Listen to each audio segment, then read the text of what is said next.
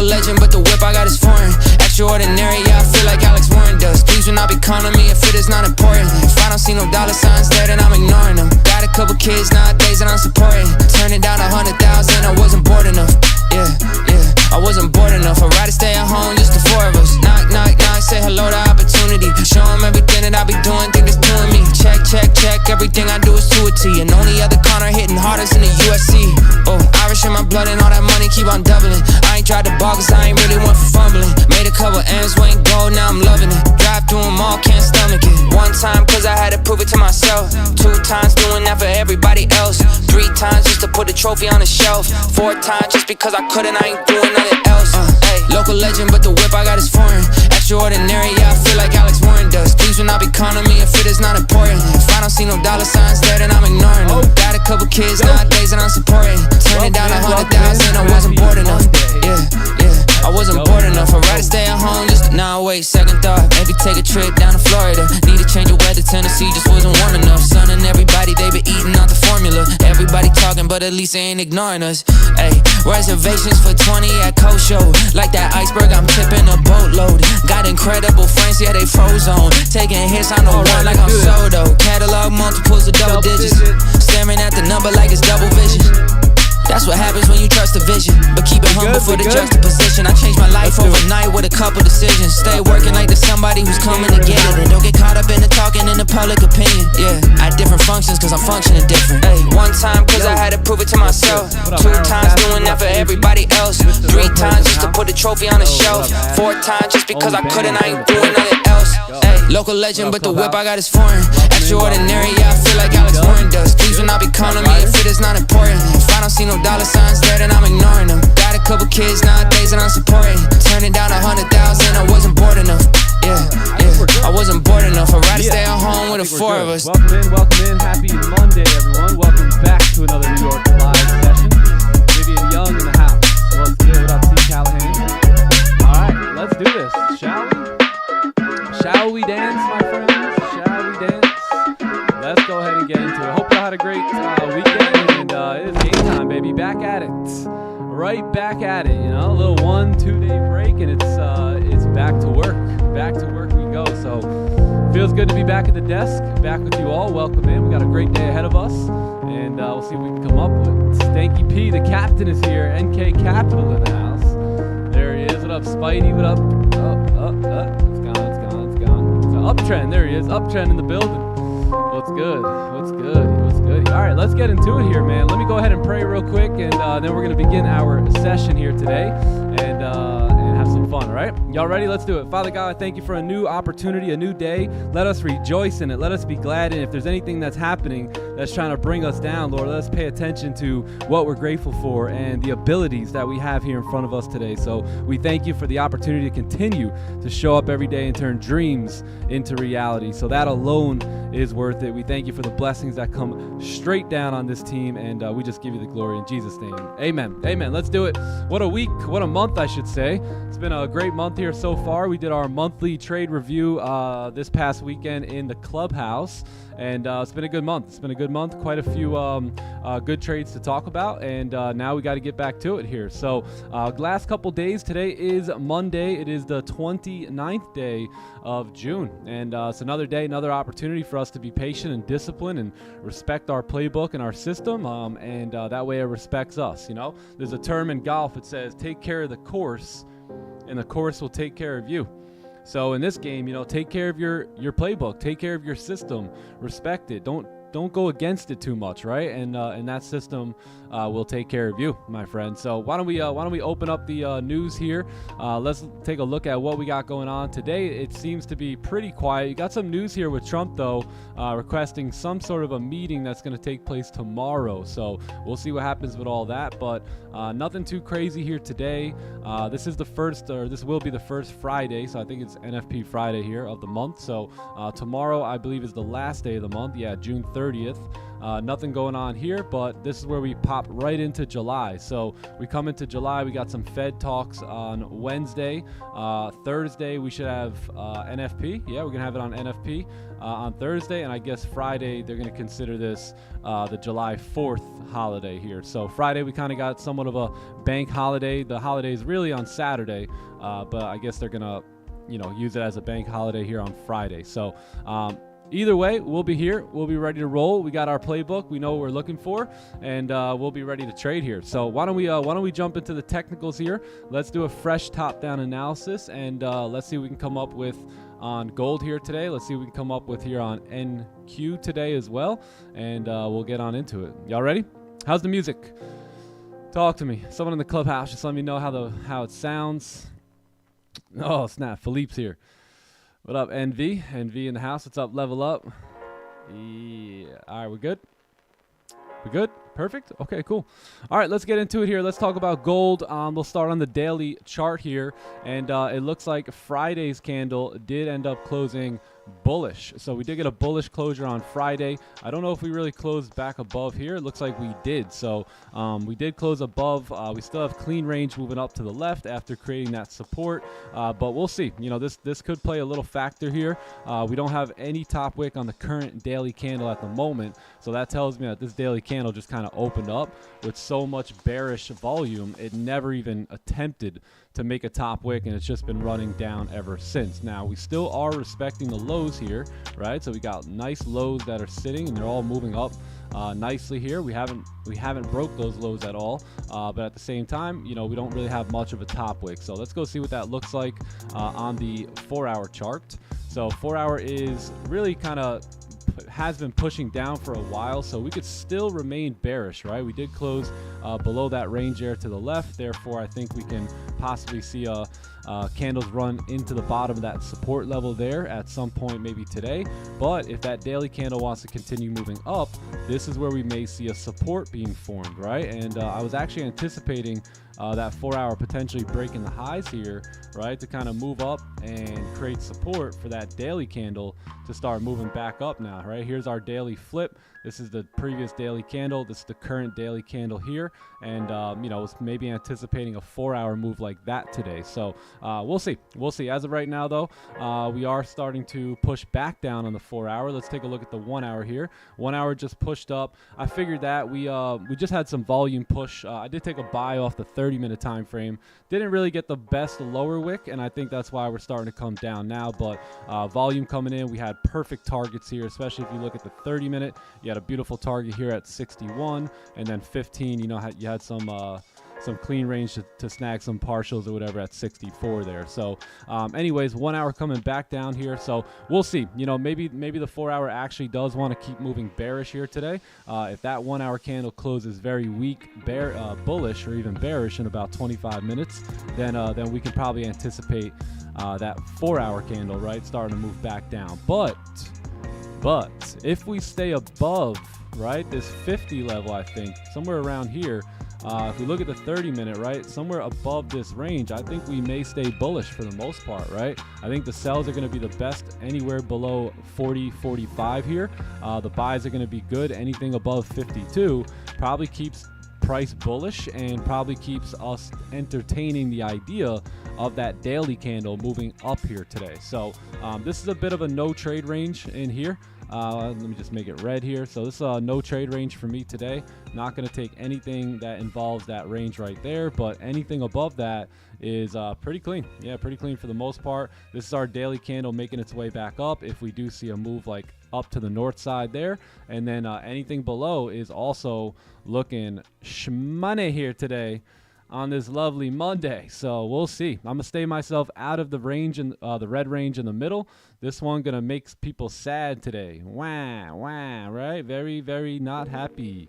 This one though, very happy. This one, very happy. Lots of money here. So let's see if we can hang tight. Let's stay where the money's at, and let's see if we can make some moves here on this lovely Monday. I already took one position. I took this buy. We had a nice lower wick. Got in on the break of the highs. Got out basically right here. So that was a nice trade. I don't know what's going on with Top Step. There must be some glitch going on, but I should be up like 200, almost $300, and for some reason it says I'm up 26 cents. So I don't know what's up with that, but we'll have to refresh in a little bit and see what's good. But other than that, man, good trade. On to the next. Could have probably used a better lower wick, but as I mentioned all the time, you know, like this is the ideal wick, right? If we have a range here and a range here, right, you're gonna get a bottom wick into that range, and when you're gonna get that high volume, like 8 a.m. New York Open, you might not get the best lower wick there. So if anyone was looking at this and just thinking, should I get in this? Should I get in that? No, you shouldn't have,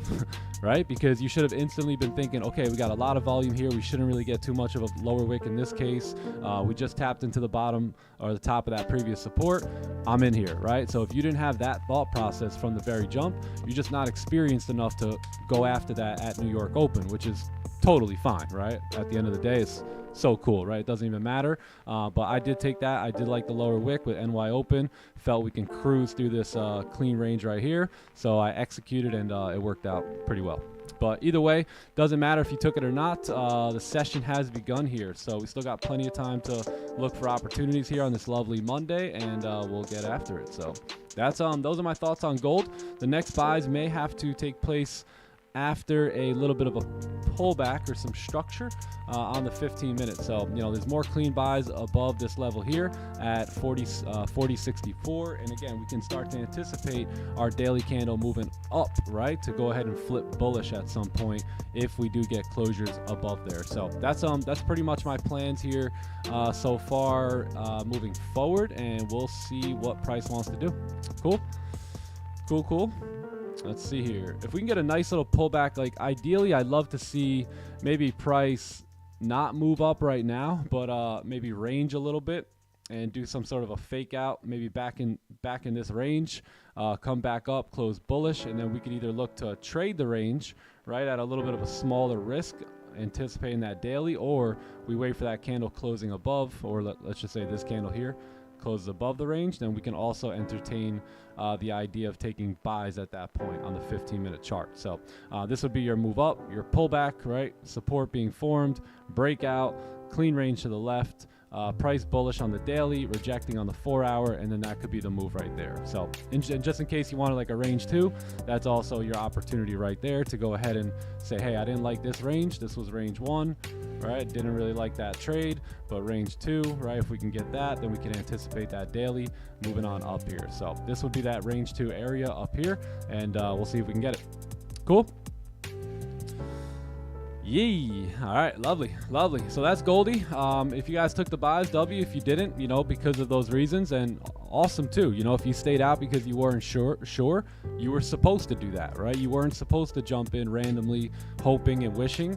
You were just supposed to, you know, hang tight and wait and watch that one, right? So that way, in a year, after seeing that happen many times, you could be able to jump all over it. So, anyways, let's move over to the NASDAQ. By the way, this is the work of the trader, right? All you new traders, man, how come I couldn't get that, or what?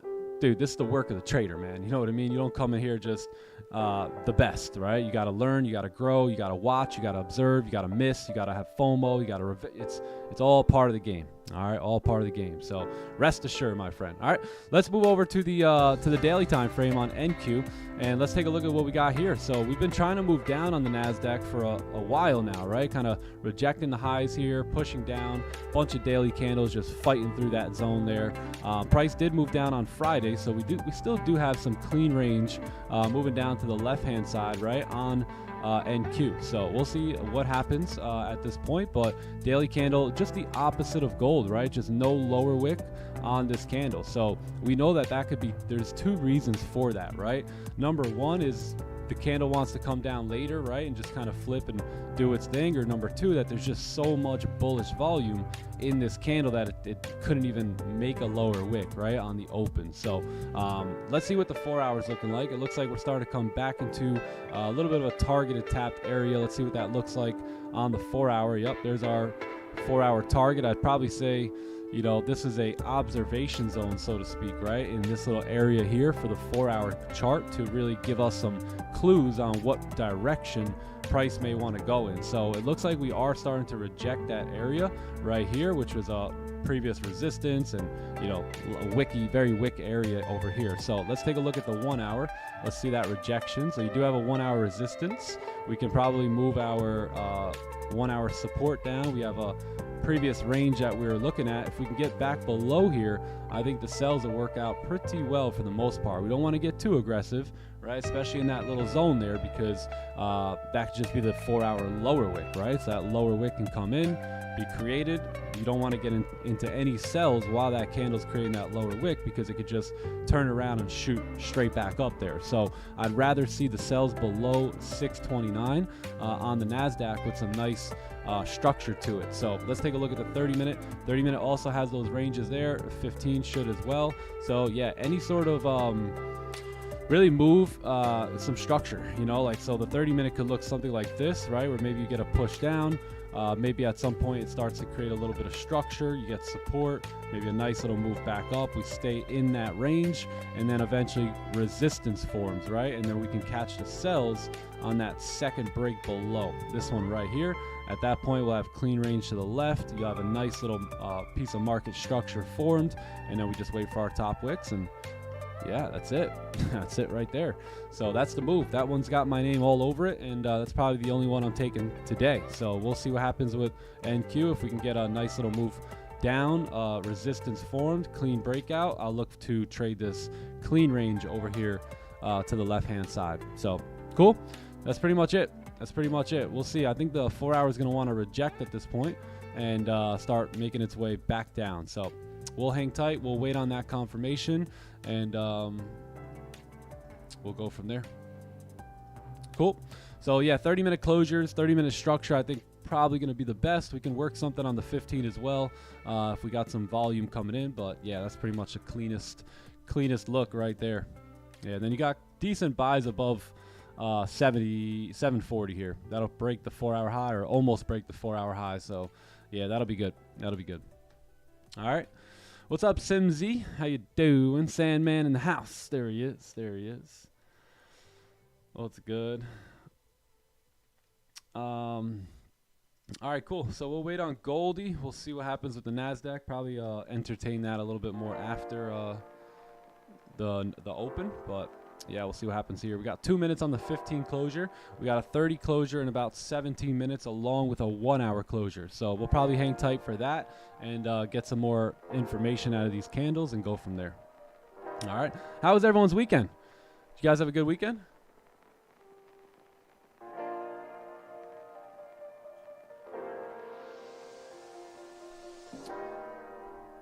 We had an awesome webinar here this past weekend. We did a trade review. If you guys missed that trade review this weekend, go back, check it out. The replay is up, and we'll take a look at all of our losses that we took over the weekend, took over the month, and then pretty much all the winners as well.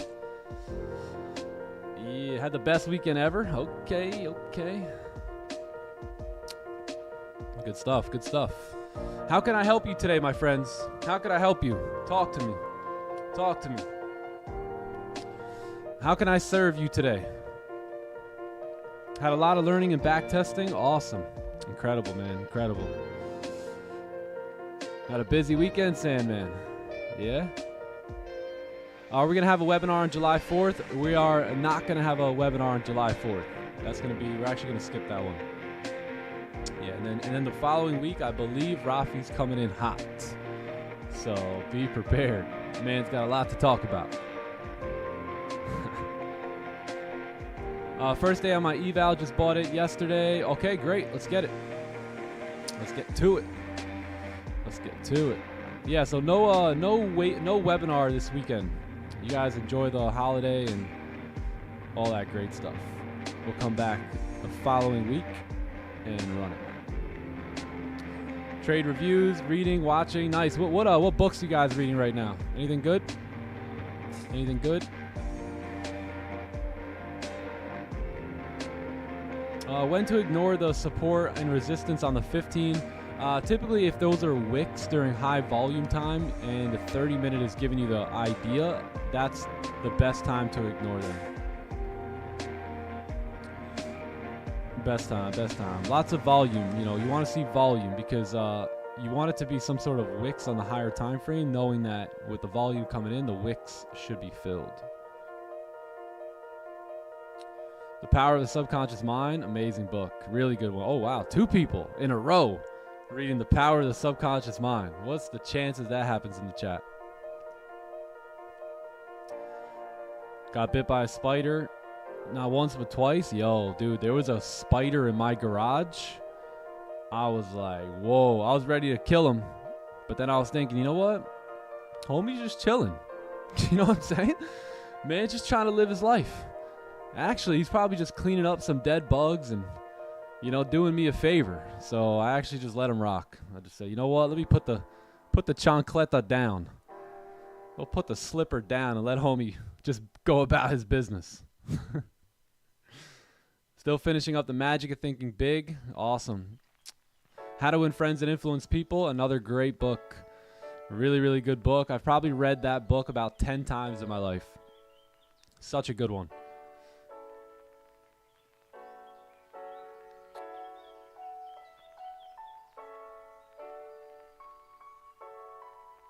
Watch all my YouTube videos from years ago. Hey, let's go. Nice, man. Nice. Yeah, go back on my YouTube, go back on my Instagram. You'll be able to find a lot of things that you will probably relate to, you know, because again, sometimes looking at me or any other type of, you know, trader or athlete or whatever it is, right? Like so far through their journey, and you're trying to compare like, you know, did he ever suck at trading? Right? That's the big question. Like, and of course I did, you know, of course I did. I did just like everybody else. I got started. I had no idea what a stupid pip was. I didn't know what a higher high was. I didn't know what bullish meant or bearish. I mean, I went through all that stuff too. I read through baby pips, you know, and stopped at Japanese candlesticks, and I did it all. You know what I mean? I did it all. I blew accounts. I overtraded. I over-risked. I did basically everything imaginable. That's why I'm able to really relate to you guys. I feel like a lot of times that I went through all that stuff too, to be in a position to help someone else, right? That's kind of going through it, maybe in the chat or in the community. So it's all good. It's all good.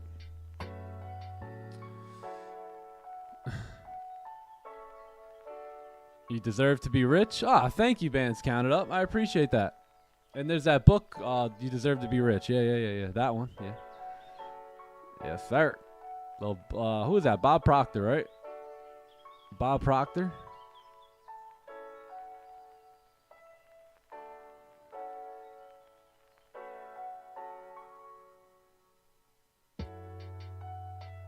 Oh, Psycho-Cybernetics. I haven't read that full book, no. But I've heard a lot of great things about it. As a Man Thinketh. Great book. Clubhouse, what you guys reading? Let's see. Outsmarting Reality. That was a really good one. Think and Grow Rich.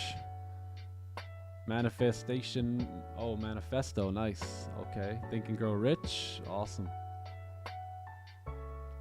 That spider. It was almost over for that spider. I said, nah, you know what? That's the homie. That's the man Spidey. He's keeping my garage clean.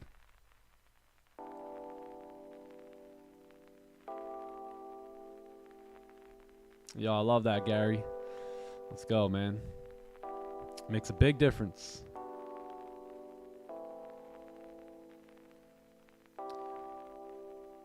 Yes, sir. That's right, Norbin. Best loser wins in the slight edge. Awesome, bro.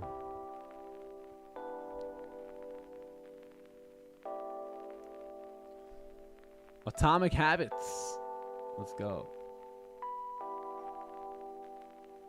My stop loss was down at below the lows, so it was like 100 pips.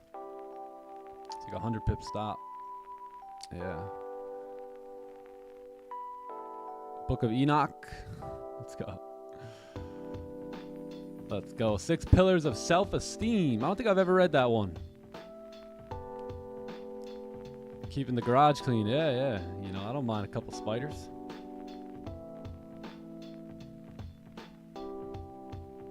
Mental game of trading. Nice. Focus on what matters. Cool.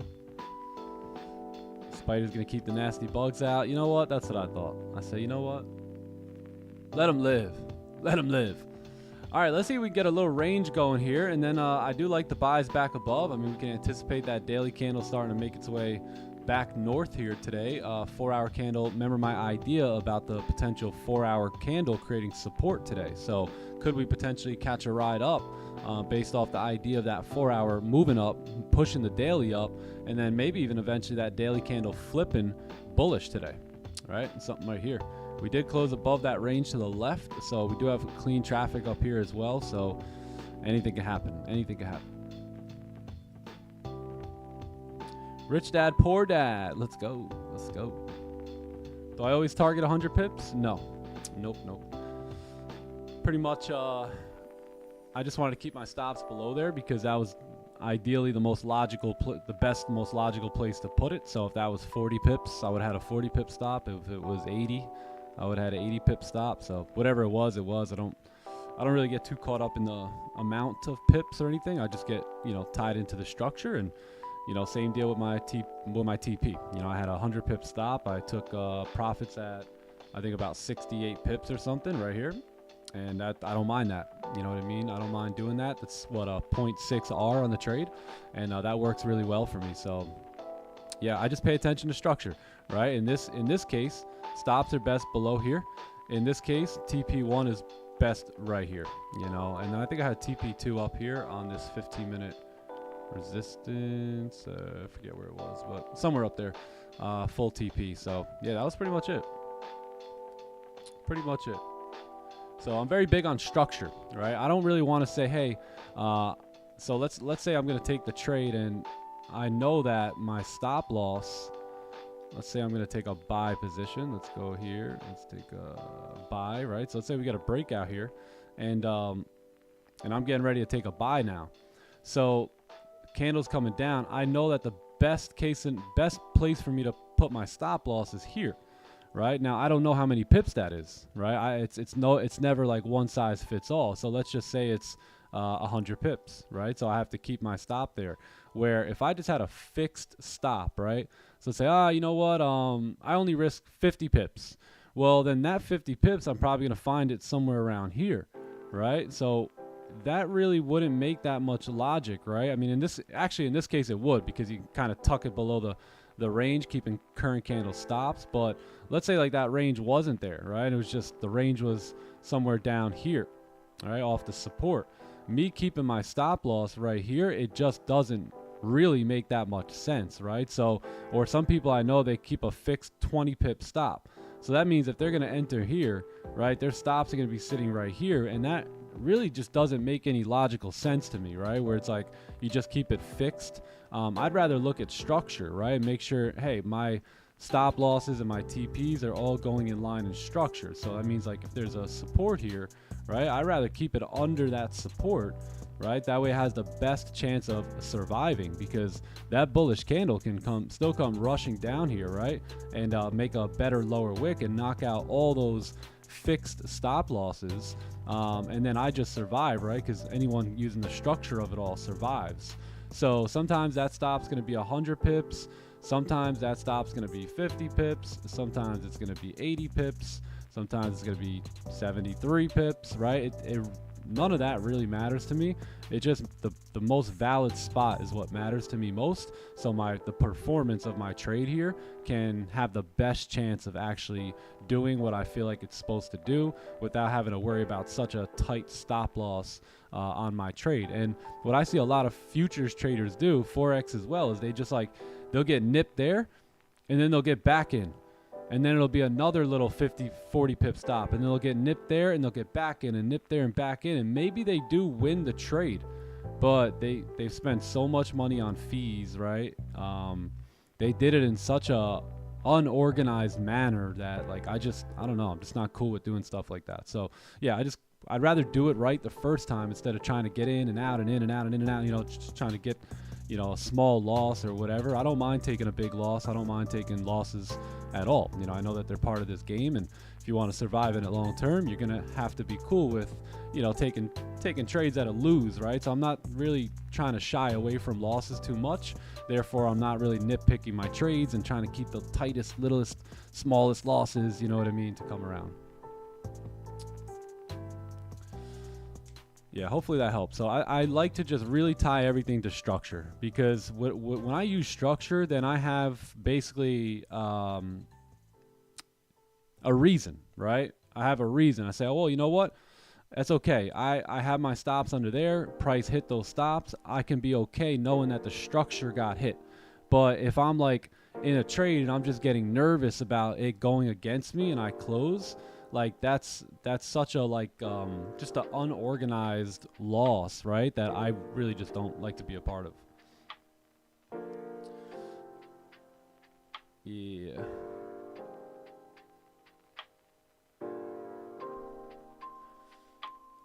Oh, snap. We got highlights. A lot of you guys are reading Atomic Habits, eh?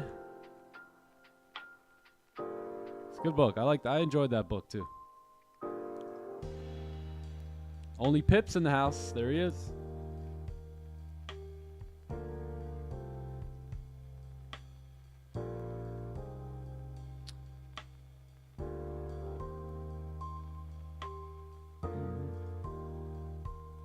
You think I should change the size of the camera? What size should I put it?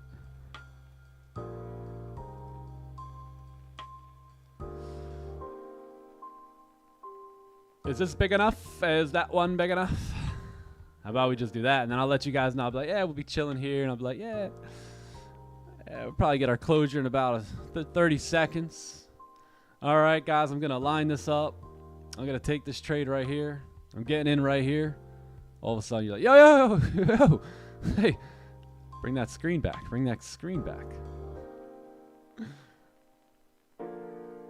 How did I discover trading? I was working at an ice company, and I had been trying for years and years to become successful in life in general. And I was growing personally, and I was working, and I was trying different things, and I was working on different businesses. I was doing a lot of failing, man, a lot of failure on top of my full-time job. So I would be working my full-time job, and then I'd be just trying different things over and over and over. And then one day I was working my full-time job, and I was working in this ice. It was a ice company where they manufactured ice and they shipped ice out. And one day I was just miserable as you can be, sitting in the bathroom, just trying to waste some time because there was absolutely nothing to do. And there wasn't really such a thing as scrolling back then. Yeah, it was like, but I just happened to be scrolling on whatever I could, and I seen the MetaTrader 5 screenshots, and I thought to myself, man, it would be pretty nice to make money that way. And that was really my first thought. My first kind of look is I was literally just sitting on the toilet with all my clothes on. Anyone ever do that at work? Who's ever done it? He's like, yo, I don't know. I'm tired of standing, yo. You just go to the bathroom. Just go to the. I used to treat the bathroom like the break room at times. The best part about the bathroom though is you didn't get no interruptions. You know what I mean? So I was just sitting in there, dude, pants on, all that, just on the toilet. Just thinking, how in the world am I going to make my dreams come true? How am I going to get out of this job? What am I going to do? How am I going to do this? What I was doing wasn't working. I was going through a lot of failure at the time, and I just caught my eye, and I started looking more into it, and I thought that you had to be some big mathematician and have all these charts up on your screen all the time, and I just didn't think that I can do it. But I did entertain the fact of making money that way. And then it wasn't until probably another year and a half later that I was like, hey, I kept seeing it, and I kept kind of following some people that were trading, and all of a sudden I'm like, I think I want to do this. I think I want to make a run at this. And got involved with some trading community and started learning little by little, and then that took me basically on a 3-year journey to becoming profitable. So yeah, that was pretty much how it started, man. In that bathroom, just almost not hating life, but just like trying to figure it all out and having not too much money and working my tail off, and just trying to say, hey, there's got to be a better way. There's got to be a better way out there. And, I was always seeking that opportunity. I was always keeping my options open to making more money and finding out how I can just live a better life. And, so my options were open, and I decided to take a peek behind the curtain. It was a wrap right there. Ice as in meth? Nah. What do you think this is? This isn't the West Coast. This is I lived in New York at the time, so we were selling ice, just regular ice cubes. Believe it or not, believe it or not, I'll get a picture. I was just driving this ice truck, gang. Yeah, I was driving an ice truck, a big truck with a big cooler in the back of it, and I was just moving pallets of ice. And we would stop at all these different gas stations and convenience stores, and I would, just empty it out, start delivering the ice, and it was a lot of work. Just regular ice, regular ice. And I think back then, for every 2 weeks, I probably made about $1,000, maybe for 2 weeks, 40 hours a week. Hard work too, man. Hard work.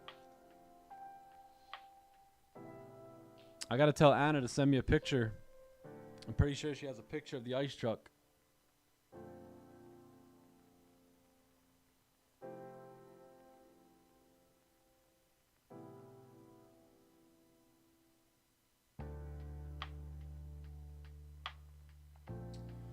Humble beginnings, G. You know what I mean? We all kind of start off the same. Some of us are more privileged than others. Some of us have a little bit better cards in our hand that we were dealt. But at the end of the day, no excuse will do. It doesn't matter what situation you're in or where you're from.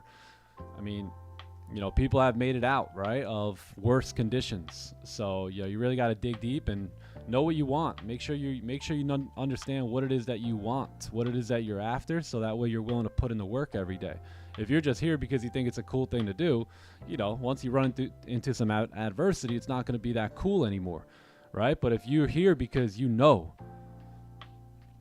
want to get my wife home, I want to retire from my job, I want to make enough money to retire my parents, I want to make enough money to pay my parents' mortgage or pay their bills or get myself out of debt or whatever it is, everyone's going to be different. But once you know that, now when you start to go through a little adversity, instead of quitting, right, you say, nah, I gotta push through here, right? I got that debt to pay off, right? My mom's still working, right? You got that motivation that kind of keeps you inspired, right, on a day-to-day basis to keep moving forward. So, you got to have that compass. You got to have your true north and know where it is that you're headed. So that way, when the winds blow and the adversity comes, you're not, sitting there quaking and quitting and settling for, a life that, you could be living a better life than that. Is there any job I haven't worked? I worked a lot of jobs, man. A lot. Ran up that quick paycheck, and I was like, I can't do this anymore.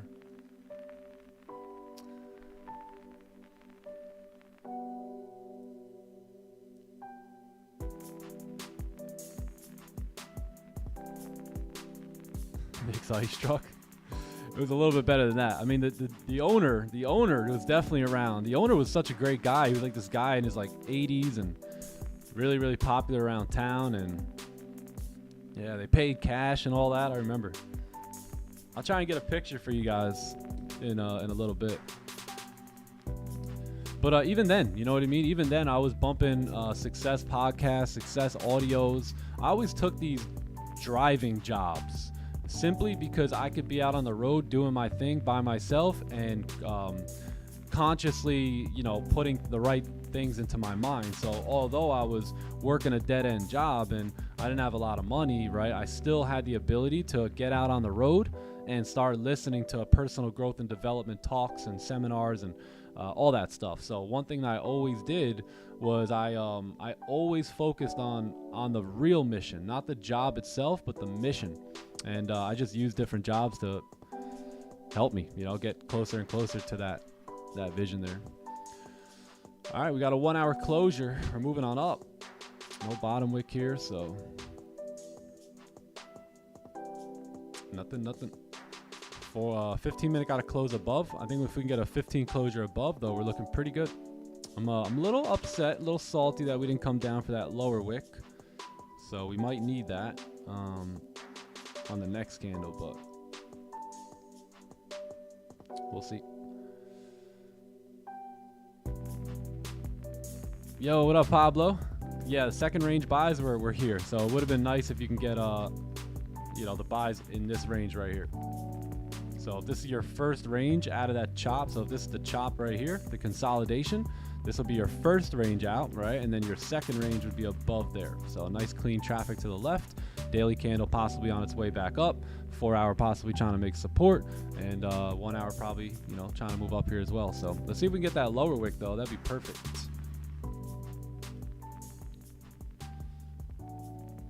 Let's go, Austin. Got to know where you want to go, baby. Got to know where you want to go, who you want to be. It's a great term, act as if. I watched The Boiler Room this weekend. Who's ever seen The Boiler Room?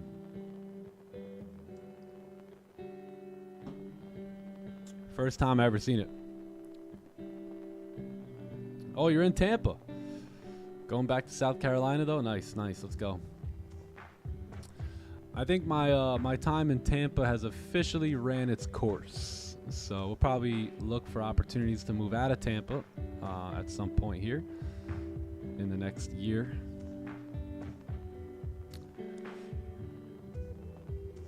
Yeah, 1 hour no bottom wick. Yeah, that was unfortunate. I'm in a 1 hour buy on the second 1 hour candle. What do you think? I think the 1 hour got no bottom wick, so you might come back down for that. But everything's looking bullish. But I really wouldn't want to be in. Just simple fact is we have resistance here, right? And we haven't closed above that level yet, and then there's no bottom wick. So I don't want to scare you out of that trade. So I would just follow your plan. But what I'm gonna do is if we can make that lower wick and then close above, that's where I would like to step into the buy. So meaning if we can come down and make that lower wick and then still close above, I would take a buy on the next candle. Or let's say we don't make that lower wick, but we do close above, that's where I would look for that pack runner. So I would look for this candle to kind of drop its wick all the way down, grab the lows there, and then that'll just be the 1 hour candle turning back around. And then I would just have a buy stop, on one of the break of these highs here for price to now push up and fill that clean range to the left. So those are my two ideas for the buys here.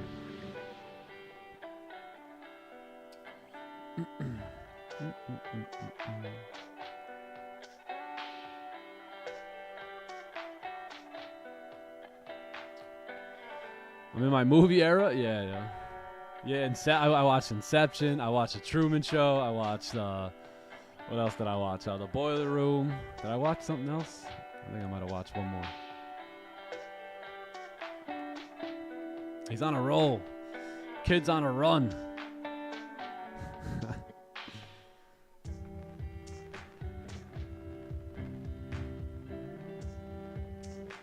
Do you think one could be successful in training as his first hustle, no job background?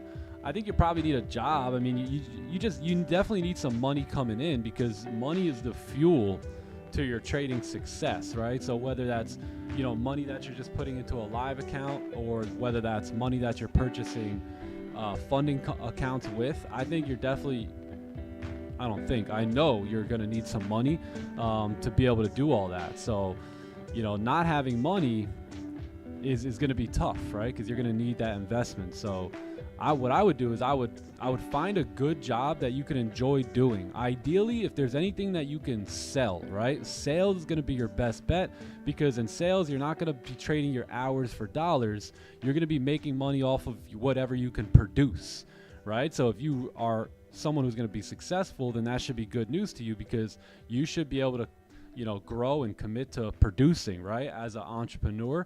So I would try and look for something like that. If you're not a great salesperson, I mean, you don't have to be, right? As long as you enjoy what you do and you find value in whatever it is that the company's selling, then you'll probably do good. If you can't find a company like that, because believe it or not, there's like a lot of companies that aren't even moral. Like I don't even know how these things are even running, right? So if you can't find a good company to work for, then let's say you got experience in, I don't know, like construction.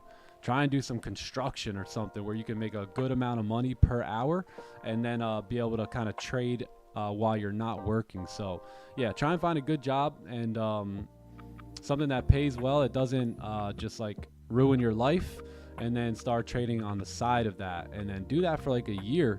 And then I think if you treat it serious, you should have some progress there, and you'll be able to look around. And if you're a young kid and you're 19, 20 years old and you don't have many bills, and you could probably survive off living with your parents at, you know, $3,000-4,000 a month, I'd do that. And then from there, I'd just continue to hone in on the skill set. And the following year, I'd look to, you know, make over 6 figures and, you know, bounce out of my parents' house. But stay there as long as you have to, and stack your bread, and just try and find a good job that you enjoy, or you could enjoy doing, right, on a day-to-day while you get better at trading.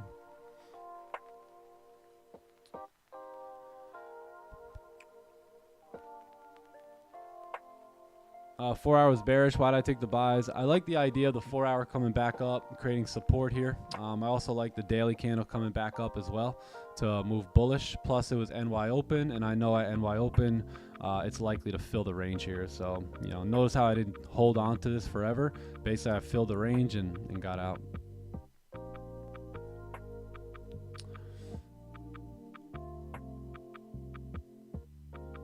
Why do we place our range up here? There's a 15-minute resistance here, so I put it there.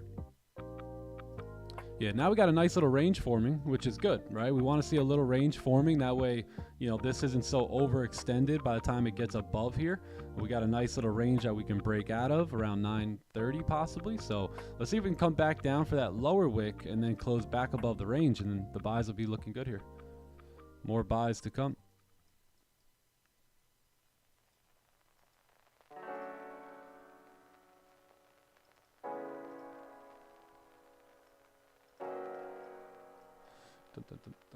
Green. How are you, Green? 9 to 5 to fund, the 5 to 9. Exactly. There's so many times back in the day I'd just be, you know, my mentor would say, Nick, 9 to 5 will build you a living, 5 to 9 will build you a life. And I say, all right, let's get it. Let's get to it then. So that was my motto coming up, is like 9 to 5 builds me the living, 5 to 9 builds me my life, builds me my future and what I'm after. Come on, give us that lower wick there, buddy. Almost.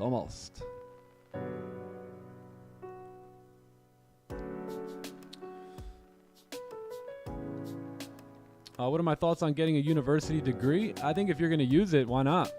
You know, if you're going to use it and it's going to help you have a better future, then go for it. You know, you could also make some friends and some connections in school and whatnot, so that's always good too.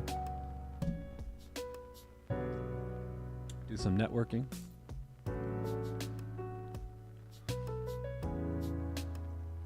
Nine to 5 to fund the 5. Yeah, man, that's it.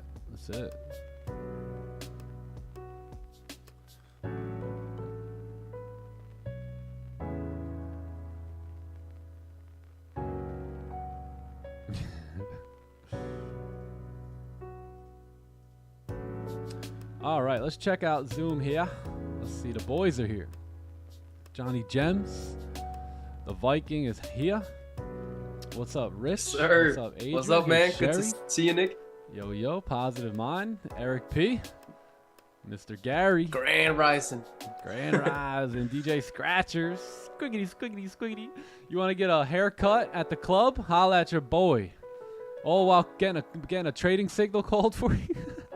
Hey, yo, DJ Scratches, I could picture this guy in the barbershop spinning the DJ thing going on while like the charts are up on the TV. Nah, bro, literally. They got everyone in the barbershop just taking trades. Yo, you want me to show you how to pay for your haircut? Yeah, let me show you real quick. Catching pips. Got customers coming in. Downloading MetaTrader 5. It's going crazy over there. I'll give you the signal. I'll take like 10% of the payout. Yeah. What up, boys? How we feeling?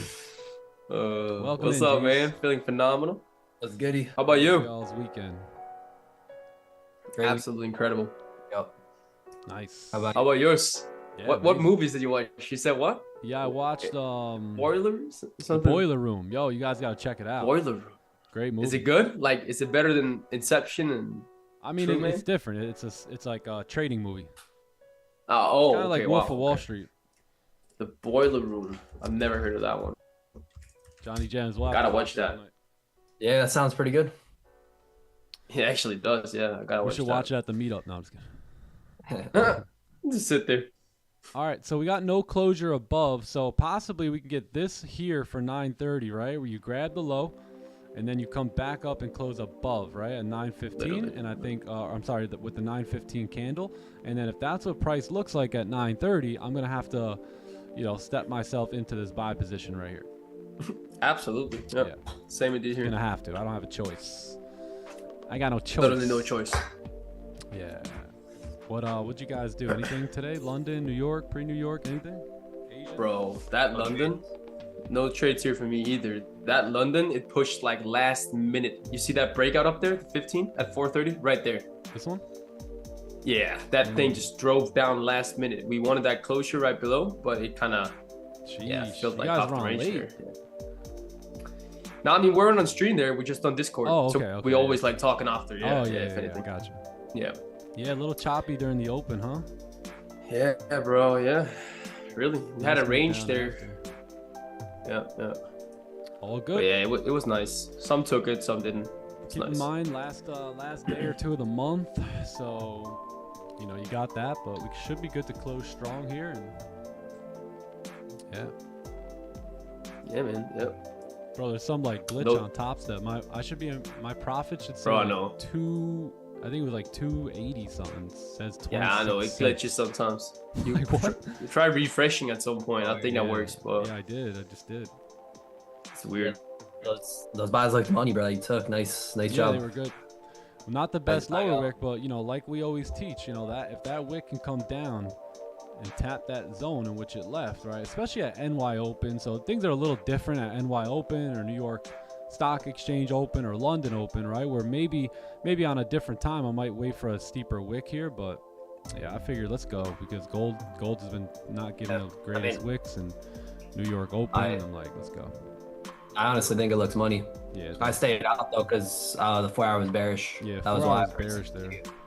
What made you want to take that with the 4 hour being bearish? I just feel like this 4 hour candle is going to move up and create support.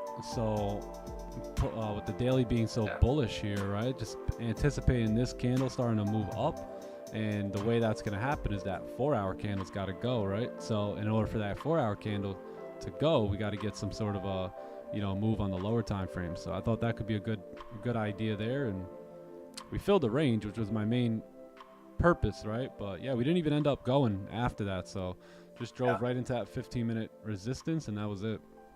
But that was all I was looking for, range by range. And yeah, first we trade this range, love that move. Then we trade this range. Yeah, it was a nice move. Yeah, I wanted that move. I just didn't have that good of a read on the 4 hour as you did. So it actually moved pretty quick. Yeah, too.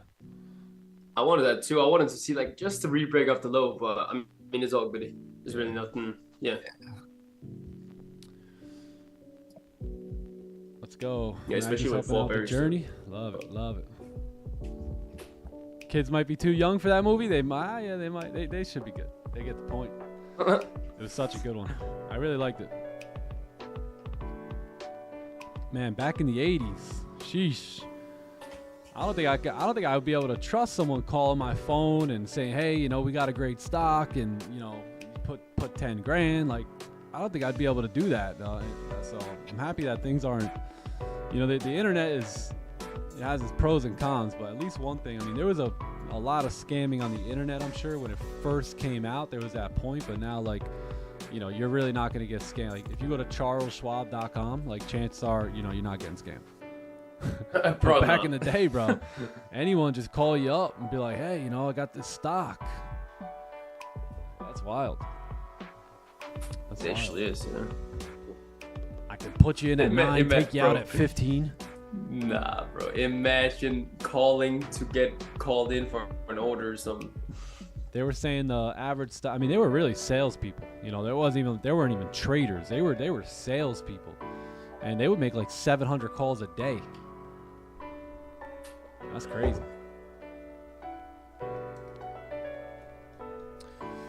That's crazy.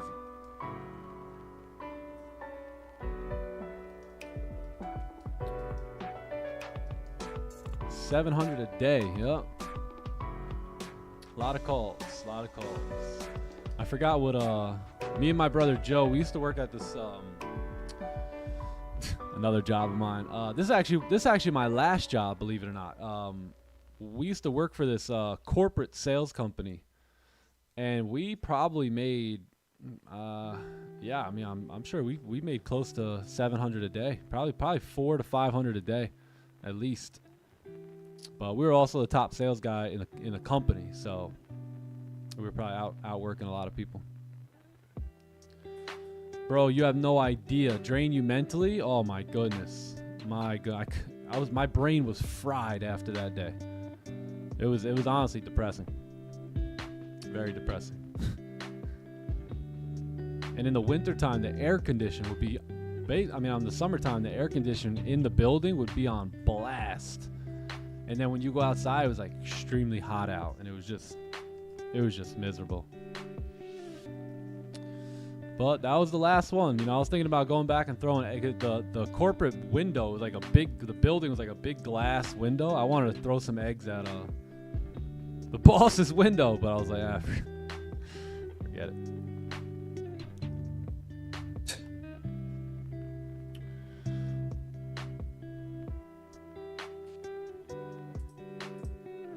I remember one time the boss asked me, like, yo, do you even want to work here? Because, like, my numbers were good, my sales were up and all that, but I was just like, I didn't listen to anyone. Like, I stayed out extra for lunch. I'm like, dude, I'm the top sales guy here, bro. I can basically do whatever. He's like, do you even want to work here? I'm like, yeah. Even though I didn't. Yeah, of course, yeah. Yo, man, I see my future here, you know?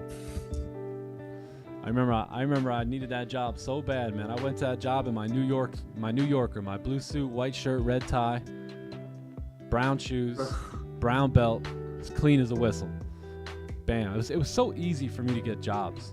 So easy. That's why I was never stressed. Like, if it was up to, like, I had to do something for my dream, right, versus my job, like, I never cared about getting fired, right? I always knew I could go back I can go find another job. I knew that if I stopped going after that, then that's where life was that's where, you know, pretty much people die, right? I mean, at some point they leave their dream, right? The man without the vision, right? The man without the dream shall perish, right? So it's like a lot of people just end up putting a pause, you know, like time out on the dream, but that time out becomes just a complete walk away, right? Because then the job starts taking over, and then the bills start taking over, and the debt, and the new position at work, and the new commitment, and then the family, and then all of a sudden, you know, that dream was a freaking thing of the past.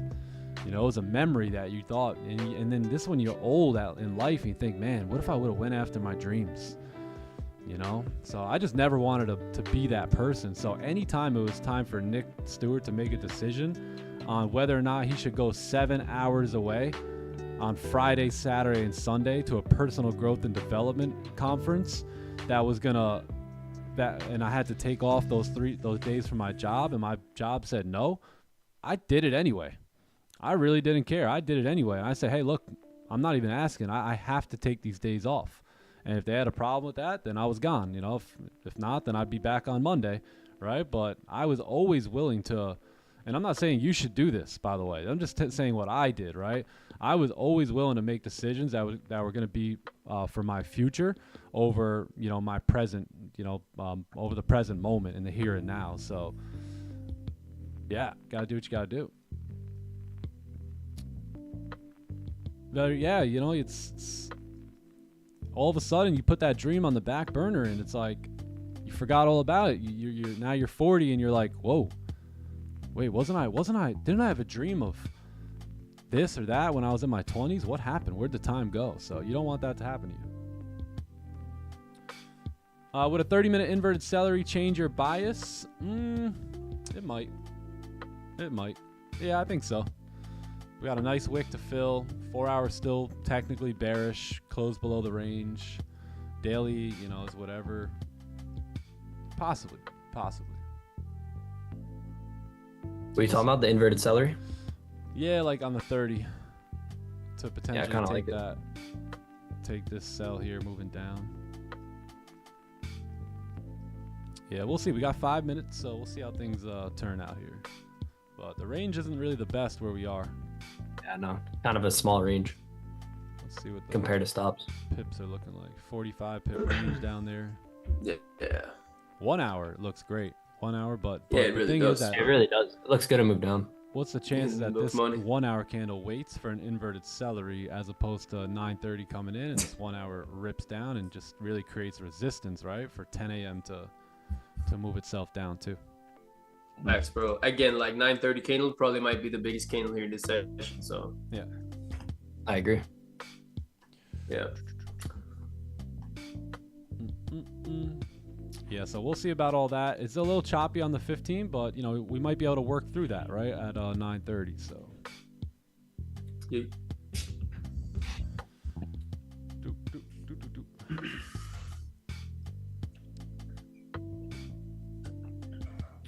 Yeah, I mean 4 hour bearish. So we'll see.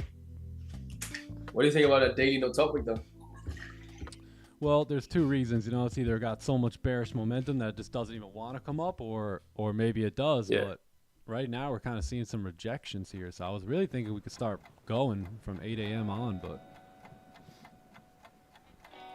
Yeah, I like that. do you think the longer you stay as a worker, the lower the percentage of following your dreams reduces? I mean, I don't think like being a worker like automatically kills your dream.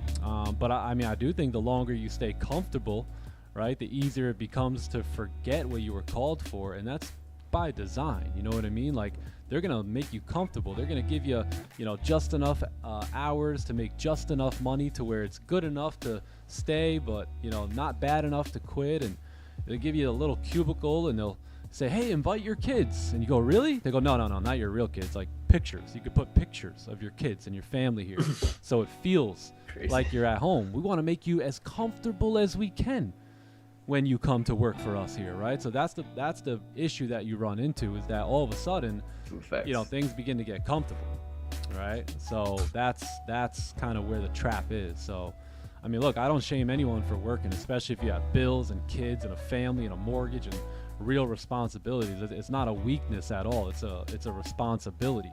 But like the thing is, when you stop and building your dream after working, or you stop learning outside of working, or you stop taking risks right outside of your job, that could be the problem. When you start only counting on your paycheck, right, it kind of just muffles your vision and muffles your dream a little bit. So yeah, that's probably what I would say. Your percentage starts dropping. Let's just say that. There's still hope, but the more comfortable you get, the more comfortable you get. So, why would you want to be uncomfortable? Only the ones with a true dream and a burning desire are going to be willing to do that. Hence why everyone else quits, right? That's why the success rate in the world is probably 95% of people are unsuccessful, right? 5% of people are, because it's not easy to leave comfort. But you gotta understand that comfort is a prison a lot of times. My mentor would say, Nick, the comfort zone is a casket. So you gotta be careful. So I would say use the job as fuel, right? Use it to pay your bills, fund your education, fund your trading accounts, use it to invest in yourself and kind of build the bridge, so to speak, or the exit strategy out of the job. So, you can actually use it to your advantage.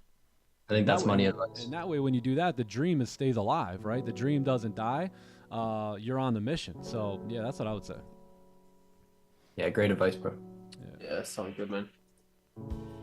But you should be, just doing what you got to do in your life. Everyone's a little different. So you got to do what you got to do and make the right decisions. Remember, our life is built by our decisions.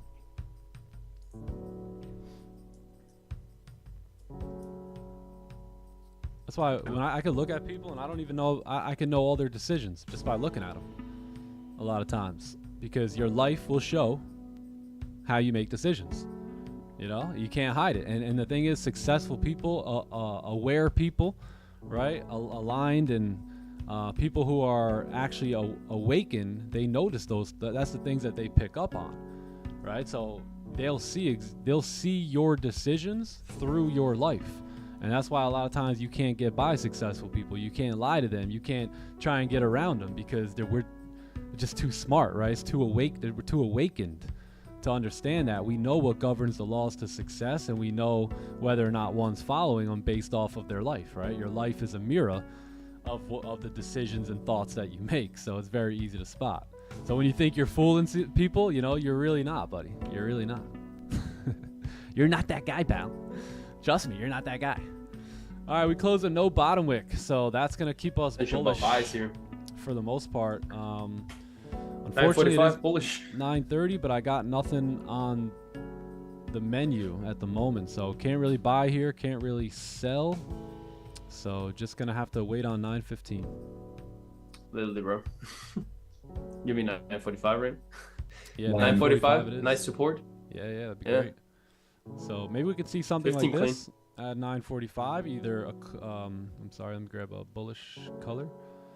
So something like this where price kind of closes bullish, right? We get this move here. We can kind of take that trade to move back up. As long as we're staying above, we'll have a previous candle with no bottom wick, and then this candle come down, break the lows, create support, and then we could take that buy, or we could just stay out of the 15-minute range, right? If we go back to the 15-minute, you're not missing out on much, I promise, right? And stay out of that range here, and then just simply wait on the buys back above 64.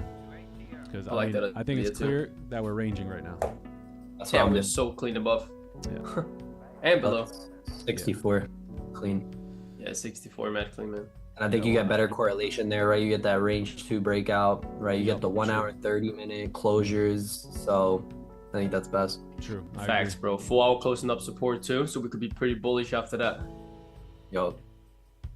And daily no top wick. So you're right. So all in all, looks great.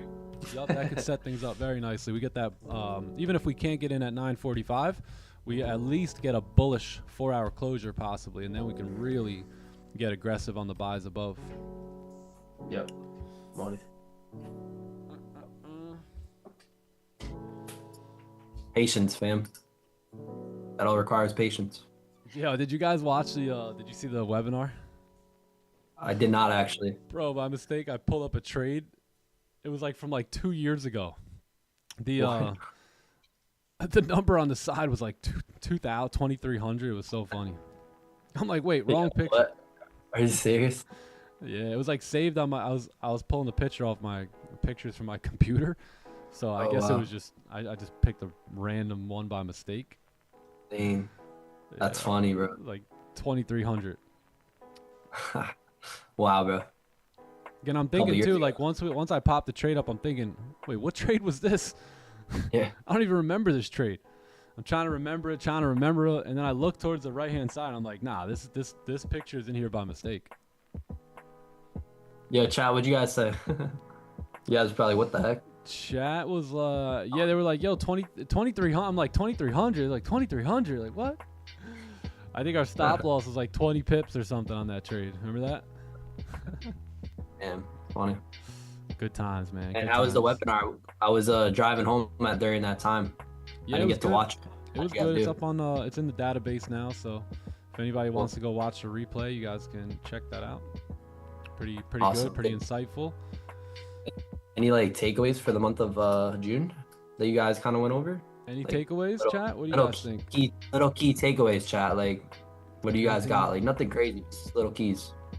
Anything that stood out at all? Something that's gonna help you next month. You know, something that you learned this month that's gonna help you next month. Let me know. Where is it? It's in the webinar. Anything for you? Yeah, it's in the webinar section. Anything for you, Nick? Like any good takeaways for you, or just like rinse and repeat, business as usual? Yeah, pretty much. And then the idea of kind of watching that last 5 minutes, I'm gonna start working on that a bit. Maybe we'll just, you know what I think I'll do too, is I'll probably just stay out and sample size it, staying out, because if I get in, other people are getting in. And basically those people have no idea what the hell that they're doing when it comes to that situation there. Neither do I, right? Because we don't have all the data on it yet. So I don't want people just jumping in because I'm jumping in. And I know that even though I say, hey, don't jump in, you know, people are going to do that regardless. So yeah, we'll sample size it, but we'll watch. So we'll watch, we'll entertain it, and we'll see if we can build up enough data to where it actually makes sense.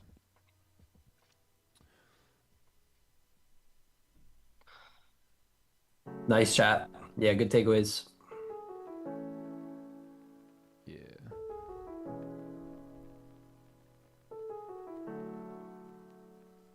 TT for life, stay disciplined. Let's go, Dylan. Sir. Frequency is key. Yeet. Yeah. That's right. Great takeaway there, Lease. Yeah, Lease B, I think that's facts. Trade really is a compound game, when you think about, paying yourself and following your rules. I mean, like the idea of following your rules today, right?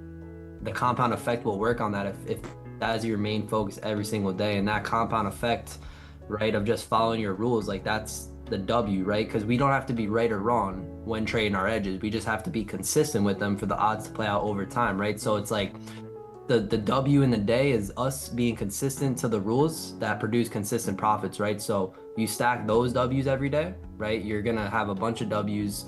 The probabilities are gonna play out over time, and then on top of it, right, paying yourself, right, taking profits when they're available, compounding your profits every single day. They may be smaller, but they're gonna grow. Compounded, they're gonna become bigger. So I do agree. I think trading is a great compound game. And yep, I agree. Yeah, that's what trading is, So way to have a takeaway there. I think we talked about that, like just the prop firms being a bit of an illusion. It's not real trading. Let's just put it that way. Like in real trading, you don't have these massive goals. You don't have these big targets. You're just showing up every day, looking to perform well and take trades and, compound those accounts over time. So a lot of times that prop firm comes in and says, hey, we got a date for you. We got a goal for you. We got rules for you. And then all of a sudden traders get all caught up in that. So you guys see me do very well with prop firms and whatnot over the years. And I think my biggest asset has been I just kind of stayed blind to all that and focused on just showing up and looking for the best trade and performing well. And then naturally by doing that, I started getting a lot of payouts. So I think we were talking about the one time too, where we were on stream and we were just going through my TopOne back office, and we realized that somebody pointed out, they were like, dude, you got 4 payouts pending. I'm like, oh snap, and I didn't even realize that I had 4 payouts pending, because that's how obsessed I was with performance over outcome, where I didn't even know that I had payouts that I was qualified for, which, by the way, I could have ruined those payouts, right, by losing trades or doing something like that. And I wasn't even paying attention to it. I was simply just showing up and performing to the best of my ability, and realize, oh my God, it's been 3 or 4 days and I actually am qualified for payouts and didn't even realize it. So you see how detached I was from the actual outcome of the trades, where every day it was just, hey, let's do the best we can, let's perform the best we can, and let's take really good trades. And ultimately that's going to lead you to payouts, but if you're trying to rush and you go, oh man, I got to get a payout now, I'm 400 away. And I love setting goals, but a lot of times that's going to bring emotions into your trading. It's going to bring preconceived goals, right? And ideas and things that you want to accomplish, where the market may not be ready for you to accomplish that day. You know what I mean? Like you might need a good volume day, a good trendy day, but the market throws a consolidating day at you and you think, no, I got to get closer today. I got it, right? And you're just forcing trades and really making decisions that you probably shouldn't be making while you're in the market. So if you have no goal every day, like I don't have any goal here today.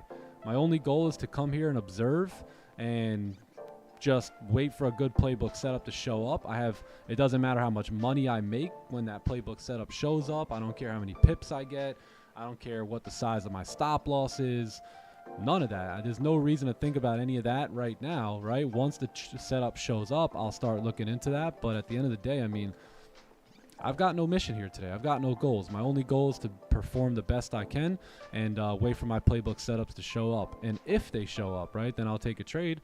And if they don't, then I just stay out, So we want to teach traders that trading isn't about trading all the time. It's not about signals, right? We want to educate them on there's a process to the game, right? There's a process, there's a foundation that needs to be built in order to perform this way, right? And it really starts in the mind. So that's why, we really have big aspirations of making the Clubhouse one of the biggest educational platforms that traders can come into and learn a very simplified approach, but at the same time a very professional and profitable approach too when they do it right. So that way they know, hey, it's not all about me taking trades every day, right? It's about me taking the right trades and then being willing to stay out of the market while they're not there. You know what I mean? So that's really what trading is about, not necessarily getting a payout in 2 days or passing a combine in 2 days. I mean, you tell an 8-figure trader on Wall Street about that, they're going to laugh at you. They'll be like, you hear this guy? Right? So it's like, you know, you really want to focus on the main thing. And the main thing is trading well, performing well, and then that'll lead to the money. Love that, bro. So well said too. Like, it's all about like having a process goal instead, I would say, than a money or pip goal. Because yeah, like you said too, a lot of times too, when having a money or a pip goal, it's like, I want to get 50 pips today, but what if the market doesn't present that? You know what I mean? That will just lead us into taking forcing it more. Poor decision making. I mean, literally bad trades. Yeah, so man. yeah, process goals is the way. And like Nick said too, like that should be your goal, to follow your rules every day. That should be your goal every day, because that's your job as a trader, right? Think about your jobs outside of trading, right? You go there and what do? You go there to do a job, right? It's no different here in trading. So yeah, following your rules, let it be your only goal, because that's your only job. Yep. Yes, sir. And I mean, this is the thought process that I go through all my elite. Like when someone comes to the elite program, Magnus, John, what have I taught you guys, right? Have I taught you guys? Have I not taught you this is the way, right? Performance over profits. From the start. Keeping that strong mindset, that strong mentality. It's very, very important. It's, again, you're gonna have people who know the technicals so well, but they still can't make money, right? Because they know the technicals so well that they jump at every little trade that's presented, and they don't know how to handle it mentally. So there's a lot to the game that most people, especially newer people, just don't realize. You know, that has to be done until they finally in the midst of it.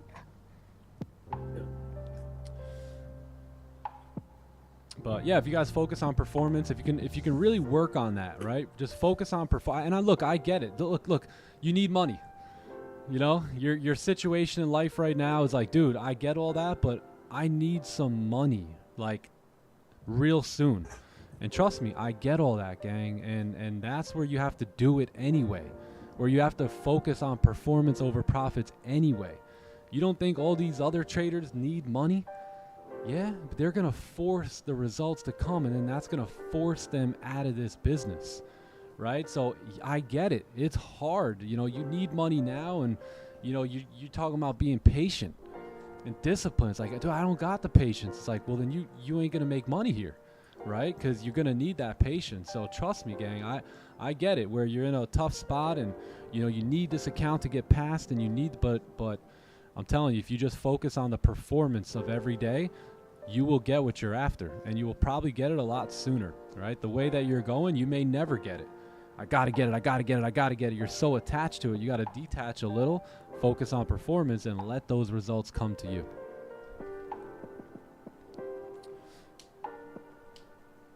Top Step? I don't think we don't have a code with Top Step. I don't think anyone does. Top beep. Top glitching. Top glitch. Top who? Top he, she, who, what, when? Top who? Taboo? Top Taboo? live account. Yeah, typical NQ just slams down here and oh my coming goodness, back up. bro! Now. I didn't even see that wick. Yeah, look at that clean range on the 30 minute here too. Bro, where the trades? Not gonna lie, NQ does that every single time. Literally, almost every time, bro. Goldie's struggling here, struggling in the New York session. Bro, can you see that? That's a 930 candle right there. Wow. Yeah, this one right here. Yep. Wild. That's a small 930. There's nothing for us to do here, it looks like. Nope. Let's wait. Nothing's going on.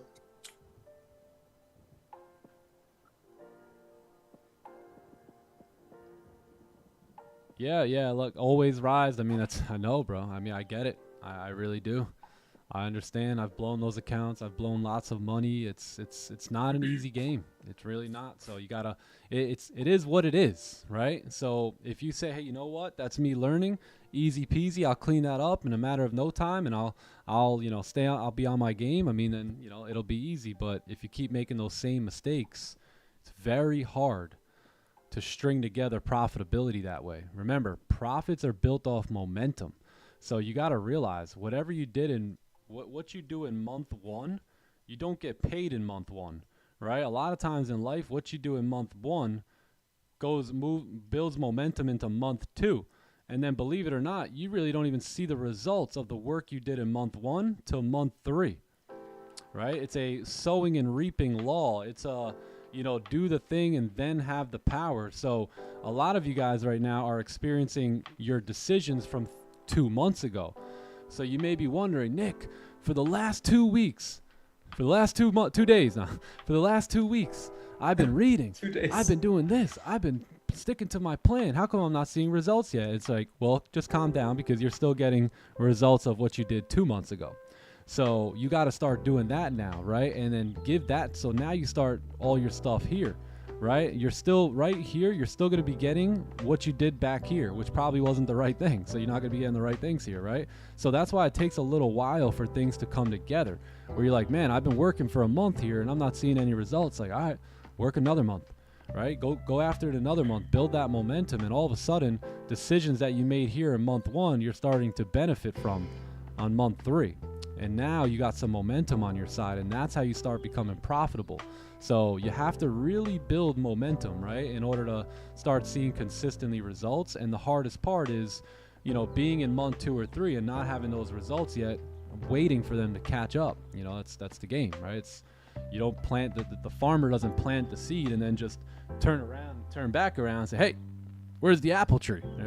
There's a process to it all. So that process has to be worked. But eventually in a month or 2, he'll be eating a lot of apples, right? Based off of the work he did 2 months ago.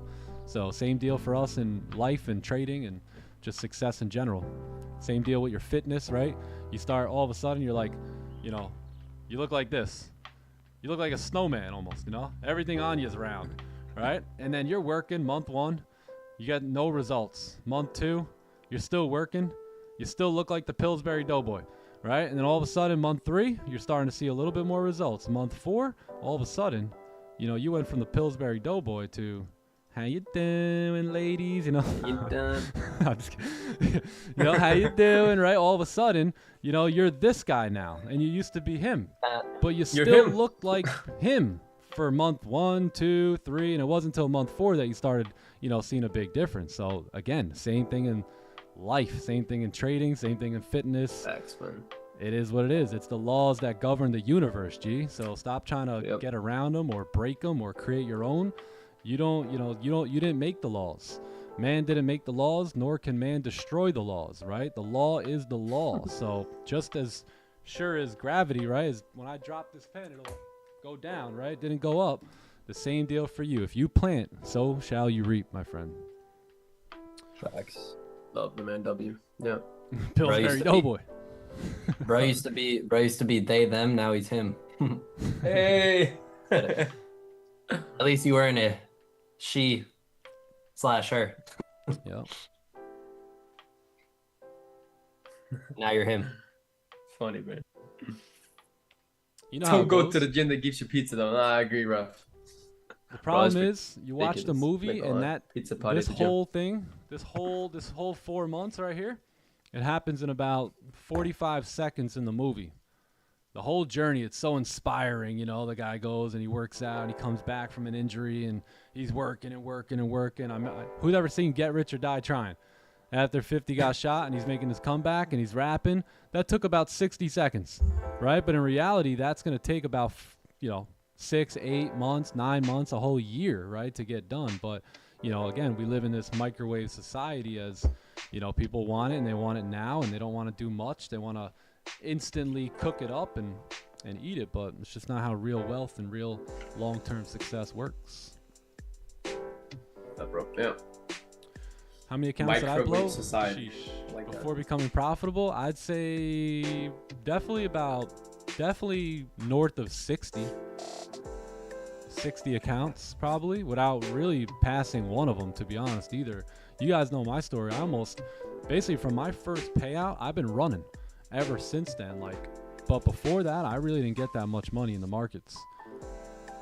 Like, I would make money here and there, but I wouldn't keep it. I'd lose it before withdrawing it or requesting a payout or something. So, but really once I went through that process of blowing all those accounts and, you know, going through all that stuff, I developed myself there. I understood the law that I just explained to you guys, that, hey, you know, I've been doing my thing here for 2 months. If I just keep doing it, you know, I'm bound to get the results. And all of a sudden, the first payout came, and as I mentioned to you guys all the time, that knocked down the first domino, and you know, we've been getting paid ever since, you know, so it's been a good run, but it was very tough early on, and I had to make those decisions to, you know, stay committed to the mission, right? Understanding I had to give my seed some time to grow. Yeah. Instant success, baby. It's like we live in that microwave, that instant mac and cheese society. Nah, bro, I love that. Everyone wants to just. Such a great word for it. Got delayed gratification. What do you guys like? A home cooked meal that took all morning to cook, right? Or you want some microwavable dish? That's What y'all want? Like, honestly, you see the results from it too. Like, look at people who only eat microwave food. It's like They start looking like a microwave. It's crazy. literally, bro. Like, I don't know. Yeah, man. I mean, honestly, yeah. Yeah, man. Oh man. Why's it got to be the big guy? I think I read in a book too. The overnight success takes about 5 to 10 years. The reason it got to be the big guy is because I've only seen a big guy try and get lean. I've never really seen a lean guy try and get fat. You know what I mean? So I just figured that was probably the better way. I never seen a guy with a six-pack just chiseled out of his mind, right? Say, you know what? I just want to be fat. Yeah, I never really seen that. So, but I have seen a lot of fat guys say, man, I'd sure like to be chiseled.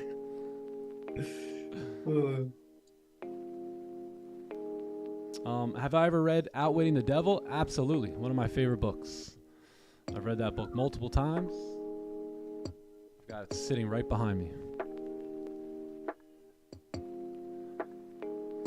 It stays on my most important book shelf that I have. When it's 9:30 and a candle closed without a lower wick or top wick like it did today, how much percentage does it go? About 50-50, I'd say. Yeah, no bottom wick. This kind of leads to like a 50-50, I'd say.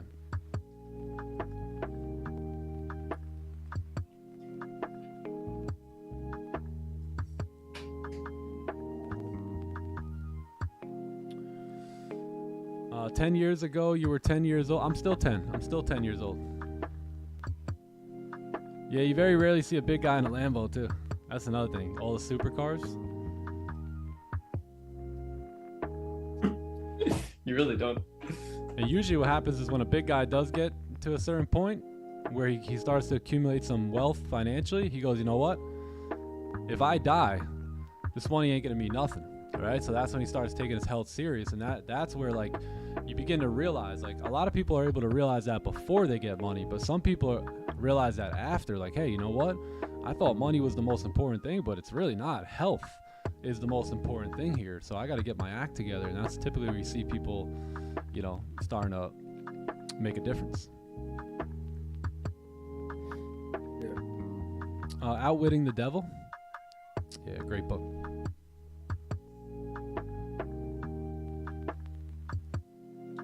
Good old Outwitting the Devil, right?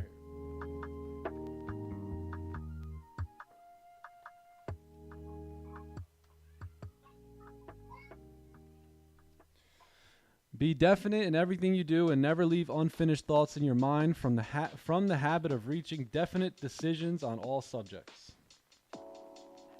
Lovely.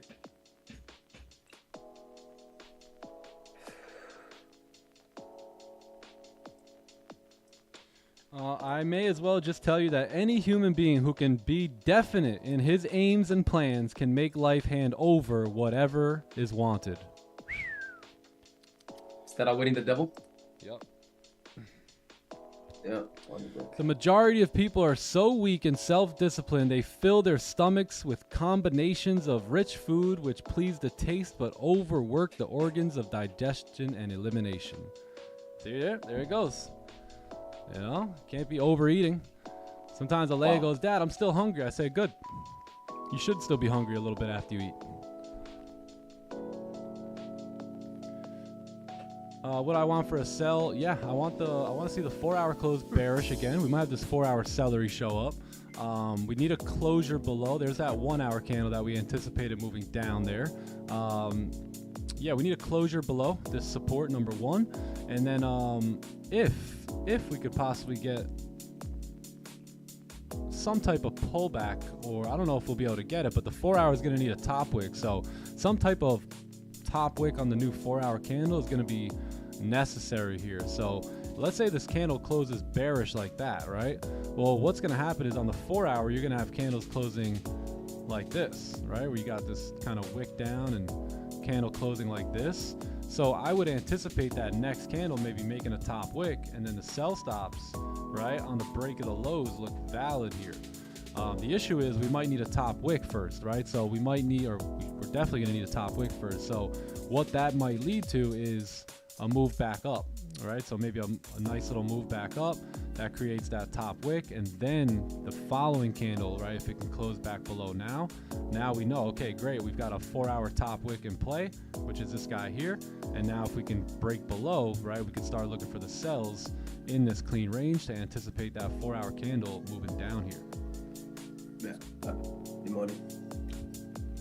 Yeah, I love that. We had a good Sounds read. Good. We had a good read on the 1-hour. Just couldn't impulsively, get involved. Very hard to take that. No. Yeah. Yee. No bottom wick. Yeah, no bottom wick. If we would have had a bottom wick, we would have been in that. Yeah, possibly. Yeah. Absolutely. If we had a good top wick too. Yeah. Health is wealth, baby. Yep. Believe me, the guy on his deathbed would trade all the money he has in his bank for another day. Just one more day. What good's all that money if you're not even healthy enough to go out and live with it? Yeah. I watched a good movie one time. It was it's about this billionaire. I think the guy from Breaking Bad was in it. Oh yeah. I don't know if you guys ever seen that, but it's pretty good. It's pretty good. He was like a multi-millionaire paraplegic. So he might even have been a billionaire, but he was completely paralyzed and couldn't even move. It was a good movie. Wow. 1-hour closure coming in hot here. I love what you just drew up here. I got the same exact plan. Let's go. Same here.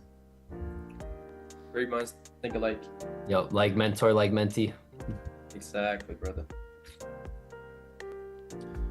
Can you guys hear my kids screaming? Absolutely not, actually. No? You can't hear a thing. Hey, yo. Anna sent me the picture in the ice truck. I think only you two can hear that. Yeah, bro. Huh? Wait, what? So let's see it. Hold on, I'll pop it up. If you guys were here in the beginning of the stream, we talked about my endeavors in the ice truck. Let me show you guys. So you guys don't think I just came out the womb trading breakouts. I was a little seed oil swole too, so don't be hit, Here it is. There it is. That was me, man. Hey. No money in the bank. Spring Valley. A vision and a seed dream. on swole, but we'll take it. I was seed oil swollen. But yeah, that was it, man. Just met up with Anna for lunch one day, and I said, "Honey, take a pic so we can look back on it when we're wealthy." Did I not say that, Anna? That's savage. That's exactly what I asked. I remember taking this picture. I said, "Take a picture of me here in this truck so I can look back on this when we finally make it." And probably ate a bowl of cereal that morning. Bowl of cereal on the way out the door. Fruit Loops. Yeah. Probably ate friggin' Captain Crunch that morning. Possibly. I was staring down the Captain Crunch the other day. I'm like, Yeah, Pop-Tarts in the pocket for later. I don't know about all that, but Nah, bro. I was never a Pop-Tart guy. I never ate Pop-Tarts. Pop-Tarts are all me. Never. Nah, that's funny, man. Beautiful. Did I own the truck? No, the truck owned me. Truck owned me. Spring Valley, yup. Yeah. How many years ago was this? Anna should have the date. I'm not too sure. This had to be, if I had to guess, 2017? Maybe. All right, look at this lovely 4-hour celery play here for us. So why don't we reanalyze this market here real quick, and let's take a look at what we got. So the daily candle did close bullish there on Friday, but this one hasn't really given us much of a top wick at all. Likely that we can start pushing down here, right, and stay down for the day. So the 4-hour just attempted to come back up, and that really led nowhere, right? So what's happening here is you have a closure below that range, and now you have a second closure. So I love the idea of the break of the lows here for price to come down and fill that range, tap into that support down there at 40.22 here. So 4-hour top wick is looking like it's starting to get in play. The 1-hour, right, you kind of closed above the range. So that's going to be a little bit of an issue. We still need a closure below. You also have a closure above on the 30 minutes. So what I'm thinking is a 4-hour top wick here, right, could look something like this. And we maybe we close above, which wouldn't be too bad at all. And then from that point, we wait for a second candle closure here at 10:15, which basically establishes that 4-hour top wick, gives us the breakout we're looking for, and we can kind of start looking for this trade right here to go down and fill that range to the left-hand side. So I like this idea. We get a brand new resistance, we get a brand new breakout, and then some clean traffic to trade into on the left-hand side. So I like this move here. Or let's say this candle does give us a decent top wick, right, and then closes below, then I'd also be open to getting into the sells here on the re-break of that 4-hour low. So a little overextended, but we know the best time to do that is when you have higher time frame direction, and at the same time you're breaking the higher time frame lows, right, or highs, and lows in this case, but lows or highs, right? So once we do all this and break that low, I would be open to taking that sell to move on down without necessarily getting a brand new resistance here. So we'll see what happens. We'll see. Great plan there. Yep. Yeah. We'll Surprisingly enough, that 4-hour did not create support. I'm sorry, what'd you say? That 4-hour is just surprising. I thought that would create support, but again, I was anticipating that, but yeah, literally, but because of the daily there, but yeah, you just never know. Yep, and this move can go, 4 hours like ready. So, but that doesn't mean that we jump in, right? So even though the 4 hours ready, I'm not ready, right? So maybe you're ready, but I'm not yet because I still need that closure below. So it doesn't matter if this thing runs all the way down. I'm not ready to get involved yet. You know what I mean? So once we do get a closure below, that's when it should work out. Yeah. Even just pull back here and we could get enough current candle or something, so that'd be good. Yep.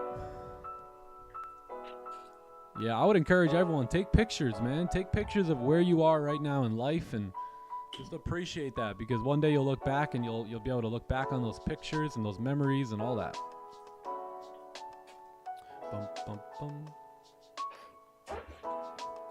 Could look for a 15 closure too as well, especially since the 4 hours so ready, it looks like. Oh.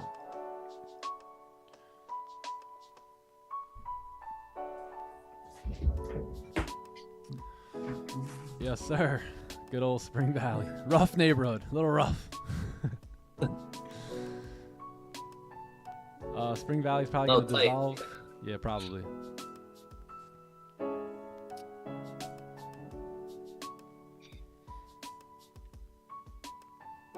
I wouldn't recommend going to Spring Valley, chat. You might get robbed for some ice. Yo, give me the ice. Just stay away. What, dude? Let's go freaking run your faucet and freeze the water, dude. Don't gotta rob me. But here, take it. I don't care. Shout out to Anna for believing in the vision. That's right. That's right. Shout out to the ladies believing in their man. Shout out to the gentlemen believing in their ladies. Let's go. Yo, man, what type of woman do you guys need? You need one like that, one that will believe in you, no matter what. Yeah. Believe in your dream. What? If you find that in a woman, that's a massive W. That's a keeper right there. Gotta keep her. Don't let her go. Spring Valley, one of the most beautiful parts of New York. Yeah. Yeah, it is. Marino, what's poppin', brother? Good to see you, my man. That was a funny joke. What about a fake out entry? Well, now that now that our 4 hours bearish, we'd rather roll with that idea of going down here. So.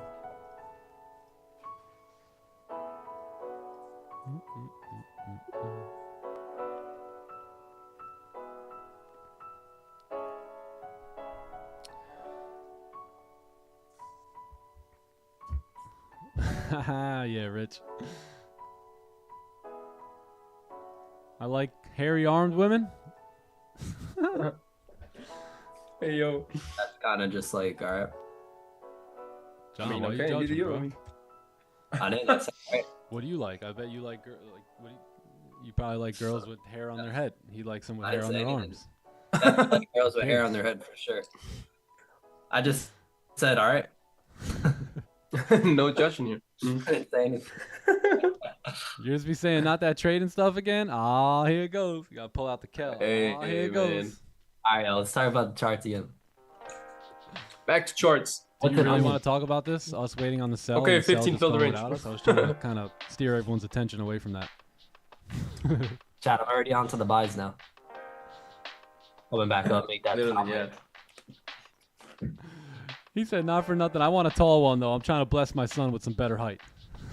Damn. Hey. Dude's Yeah, I mean, you're taller manufacturing the than kid. That's funny.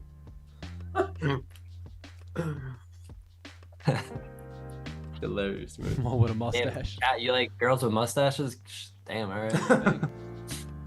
No judgment. Are you judging, John? Just saying, damn, all right. Every girl has a mustache. Yep. Just can't see it. They haven't- God, Like them with a thinking. little testosterone. Keep Oh, the energy high around the house. Bert and Bertha. You guys know Bert and Bertha, don't you? We listen, we don't judge. That's facts. Some guys don't even like girls. Hey, yo. Man, Girls don't judge them. some guys just like video games. Sports.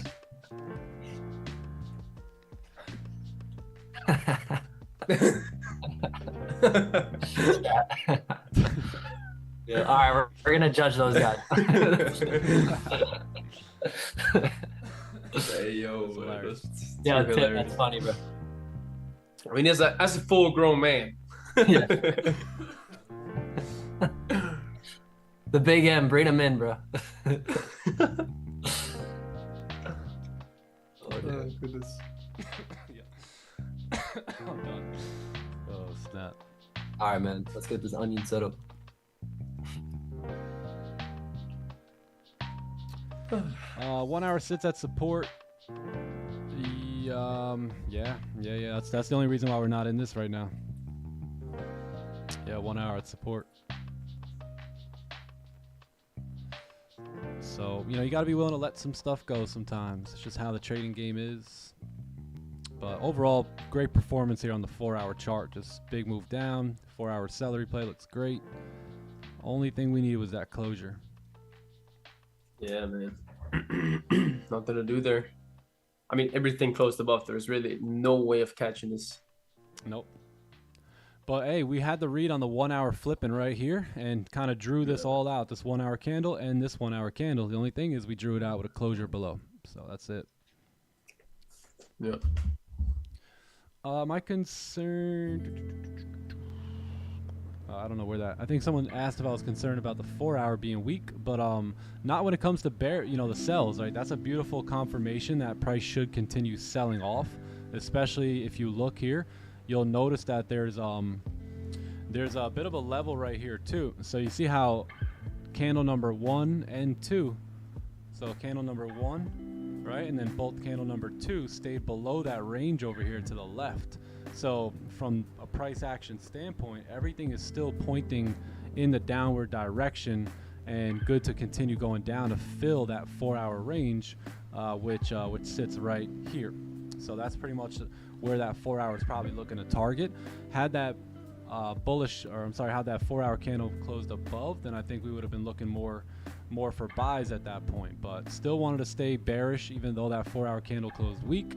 From what I see, that's actually a great confirmation for price to keep driving down on the break of the lows. So unfortunately, in today's situation, I don't make trading entry decisions based off the 4-hour candle alone, but the idea was there, right? So if we would have had those other closures, like a 30-minute close below here, then I think that's where I would have been totally fine with getting involved and trading into that support at 40.23 there. But yeah, never got it, so we got to let it go. Yeah, man. Called discipline. Yep, this is where you have to exercise your discipline, and it's not always fun to do that, but it's important to do that for the long game, right? Because I'm not really concerned with today's results. I'm concerned with this year's results, right? This month and the bigger picture of it all. But there it is, target tapped perfectly. Yep, target tapped. You know what that means. Nice little onion there. Awesome. Welcome, my friend. Been on the live stream for about an hour or two. It's been so enlightening and fun. Awesome. Glad we've made it fun for you. Yeah, welcome in. If there's anything that we can help you with, don't hesitate to ask in the live chat and participate in the live chat. And I was saying this on the webinar too, by the way, this weekend. Look, the more you participate in the live chat, the more I know who you are, and the better I can possibly help you. And I've learned to be able to learn a lot from people by this chat over the last couple of years. I've learned how to use it to get to know you guys and understand where you're coming from based off of the questions that you ask and the input that you give. So I know it's cool to kind of stay off the chat a lot and just lock in and focus, but man, if you have questions or you want to participate in this live chat, please do so that way I can know you better and we can kind of have just a better interaction when it comes to specific questions that you answer. And I'm very good at remembering people and remembering what those people asked by your username, and I don't know, it's stored up there somewhere. Just very, very good at building a relationship just through the chat here. So just want to put that out there for you guys.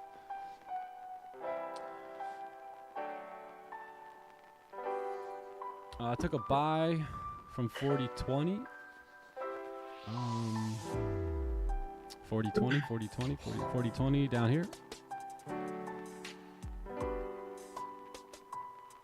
Gotcha. Well, if you had the confluence and you had your setup type, then great. If not, then probably not so great. Even if it does work out, you don't want to just take trades that you can't duplicate, because again, that goes back to short-term pleasure, right? Short-term dopamine, whatever you want to call it, short-term profit, but it doesn't last long, right? So you want all your trades that you get into, you want to be able to get into them again and have that duplicatable process. Otherwise, you just get, you start winning for a couple days or a week, but you can't sustain it because there's nothing duplicatable about what you're doing, So really try and follow a system and a system only. I have no questions. Just want to make sure next time. Yo, Matthew. Let's go, Matthew. I'll remember that. I'll remember it. What up, Lights Fire? How are you, bro? Let's fire. Got your 5th funded account. Let's get it.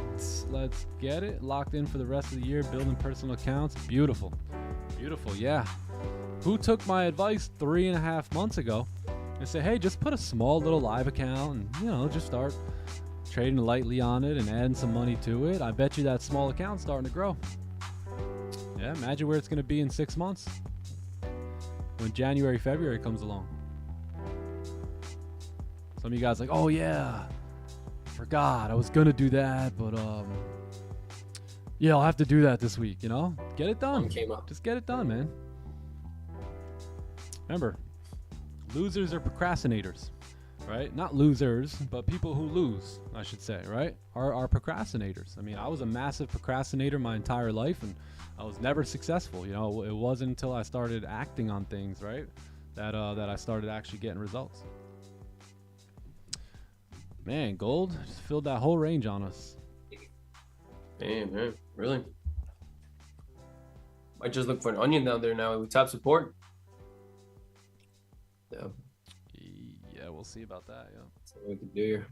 Bye 4 hour. Maybe we might fill a wick. Yeah, literally. Honestly, we might. Probably will fill this wick down here.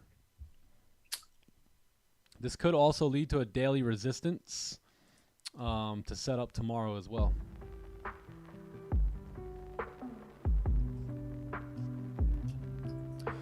Top Step doesn't support my country. It's probably a good thing, man. There's much better prop firms out there than Top Step. Yeah, just find a good one that works in your country, or even you might even have to go with Forex, which is fine too.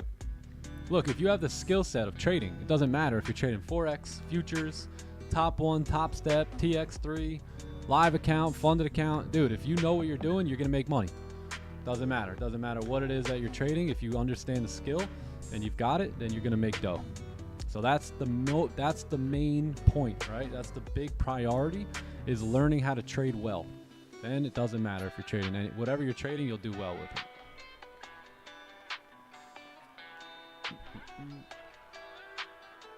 Oh wow, look at this. This is crazy. All right, we'll see what gold has to say here on this next 15. We filled the range on that one 15-minute candle and closed with almost no bottom wick there. So.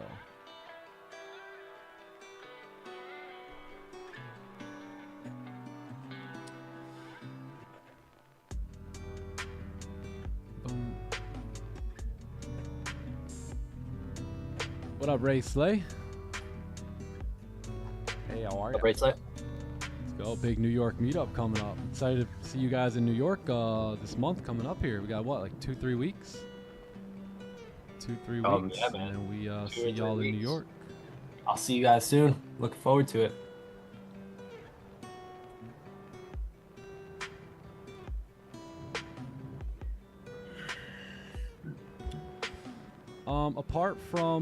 Apart from the mental game and having a profitable playbook, what are some things that still play a big role in getting the edge?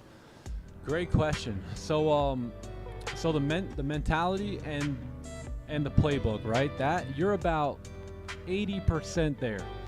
But now, what outside of the mindset and then the profitable playbook, now comes the nuances and the execution quality and the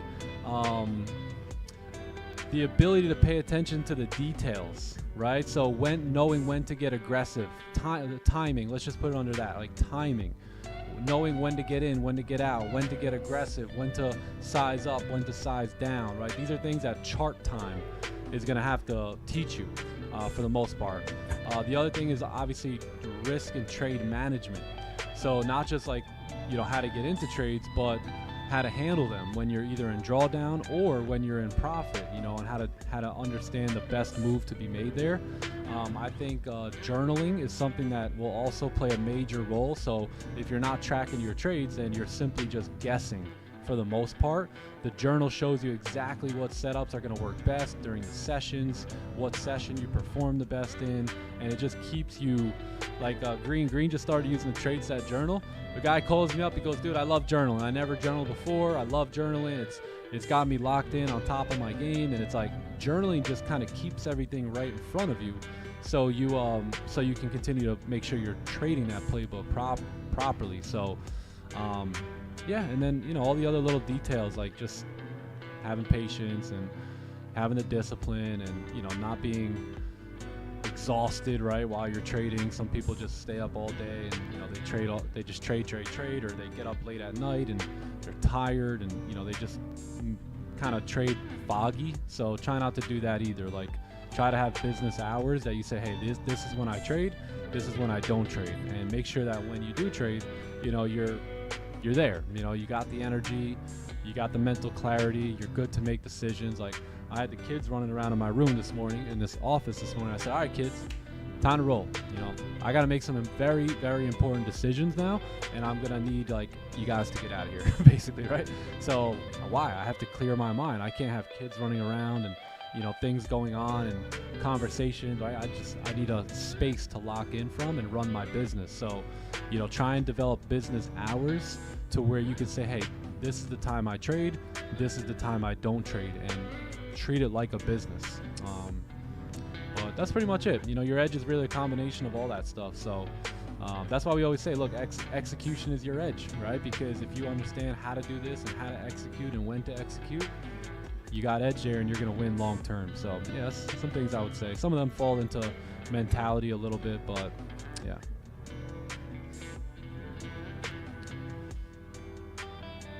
Let's go. Good to have you here, Josh. Managing the FOMO. Yep. How many of you guys would have FOMO on that sell if you weren't here with us, right? I mean, even being here, you still have a little bit of FOMO because you would have liked the move, right? You could have, you should have, you would have, you know, like you have all that going. But once you realize that, hey, I take care of the playbook because the playbook takes care of me, and if there's no breakout, you really just don't even care. You know, it's like almost like that didn't even happen here. Takes a while to get to that point, though.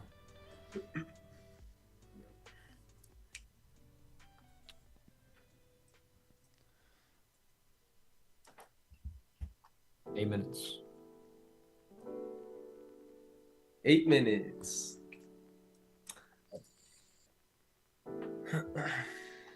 Yeah, so you work in 15 hours, shift includes travel time and all that. Yeah, so you basically just have to make the most of it, you know, and again, don't try and force things to happen too quickly because then you set yourself back, right?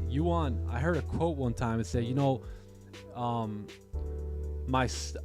I didn't realize that my steps moving back were just a part of the dance, right? So it's like, if you are moving a step back, it's got to be due to learning and growing. It can't be because you keep shooting yourself in the foot and making common mistakes that keep getting made over and over again. So there's nothing wrong with getting a little setback, right? That step back is at times a part of the dance to keep the rhythm, but you can't keep making the same mistakes over and over and over and over again. It's going to cost you. You know, it's just going to cost you too much, and you're not going to be a happy camper, especially if you're trying to leave your job at some point. It's just going to continue to take you longer and longer and longer, and you know, we don't want to see that happen to you. So that's why we're saying, hey, look, just do it right on the first time. If you can only trade Asian, be as effective as you possibly can in Asian, you know, and just go from there, you know, one session at a time. One session at a time. Officially my best trading month of my career. Let's go. First 20K month, but I have no desire to force it. I have 2 wins here, break even. Okay, let's take a look. Highest payout total single month for me. Amazing. Amazing. Let's take a look, Gareth. I told y'all, remember that name. Remember that name. Here he goes. 19K, 81% win rate. 1 point, almost a 2R. How you doing? Let's go. 17 winners, 2 losers. Perfect, bro. Great month. Great month. Dude, Gareth, let's go, bro. Let's freaking get it, man. Had a better month than me, dude. Literally. Same. Look at this. Like, that's phenomenal. What are we in? June? Had a better month than me. Look at this. 81% win rate, 73. 8 profit factor, dude. What? 2 on my end. I'm only 1R. You're 1.8R. And yeah, your daily win rate is much higher than mine was too this past month. 61% win rate. Amazing job, bro. Sheesh, Beautiful performance. Beautiful. Really. And that's the point here is I want to make the clubhouse the place where you can come to learn. right? Where you can actually come and there's potential for you to be able to use this skill set better than me, right? I'm no better than you, right? We just, who can, you do what you can with it, right? So where most people are probably, their eyes are locked in on these numbers here. I don't care about this number. This number doesn't impress me. I think Gareth had a better month than me, so, right? We block out that number. Who had a better month? Hey, brother. Kingman wants to say hi to you guys. Say hi, Kingston. Hi. Say, what's going on, everyone? Yeah, man. Great job, dude. Really, really good. That 8.6, though. That's phenomenal. Phenomenal. Congrats on your first 20K month, bro. Great job. And we talked about this, right? We talked, Gareth is an elite member, and we talked about this and talked about this whole journey, the whole growth of it all on our first couple sessions, and here we are. How long were you in, bro? How long has it been since we've really been working together? I can't remember. 7-8 months. 7-8 months. Yep, only used like 5 calls. Incredible. Say good job, Garrett. Hi.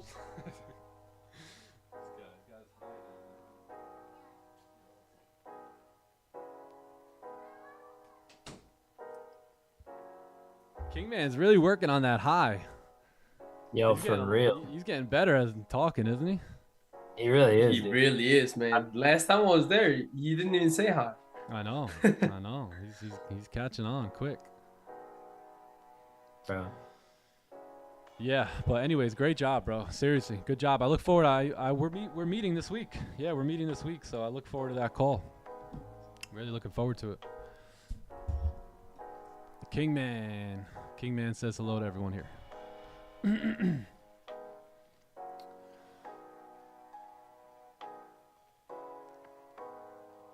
100 away from passing my account. Oh, then blowing it. Wait, hold on. Listening. I'm in this circle of either being 100 away from passing evals, then blowing it. Yeah. So, it's the part of the trader's process at times. But what I would say is just take your funded accounts trade by trade. The prop firms so desperately want you trying to get this thing passed. If you can just, again, go back to what we talked about earlier and just focus on taking good trades and letting those good trades pass your combine or eval, there's no better feeling. Who's ever done it? There's no better feeling than saying, I don't give a rip about passing this eval. I'm going to lock in and take great trades, and then allowing the great trades to go ahead and get that done for you. It's liberating. Because now you know, hey, I didn't have to just pull something off. What I did was duplicatable. I can actually do that again, right? There's something very powerful in knowing that you can do that again, right?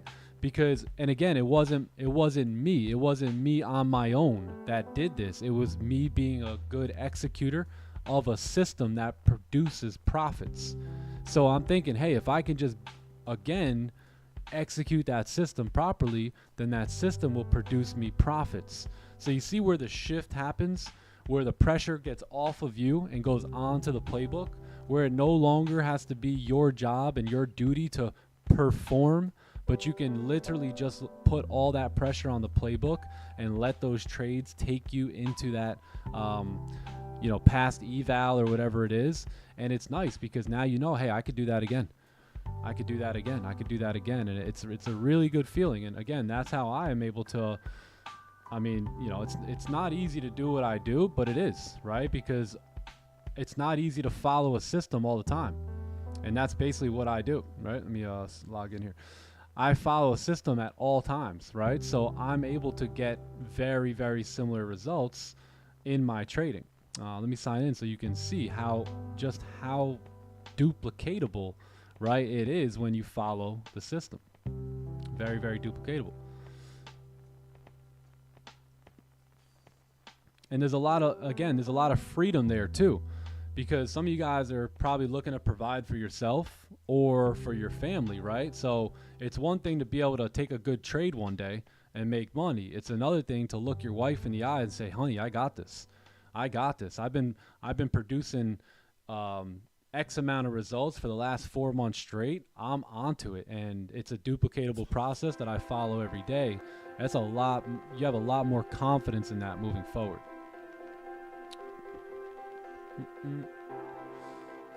TTE. Whoops. I mean, so much for buying at the low of that range to the top. Yeah. I wait for structure. Yep. It sank on us, and then it rose right back on us too. Well, we had the right idea. No, I didn't. Boom, boom, boom. Can you add me by mistake onto the call? Hey, how'd NK Capital get here? Cheapest funded account, probably either TX3 or TopOne's new accounts.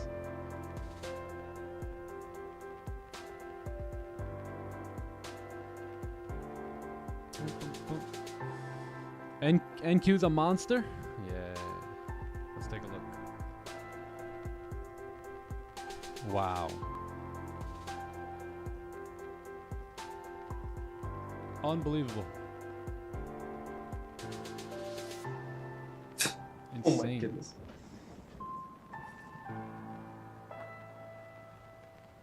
And that's why I don't really like touching NQ before the open. Because oftentimes you're gonna get wicks up, wicks down, it gets all over the place. All over.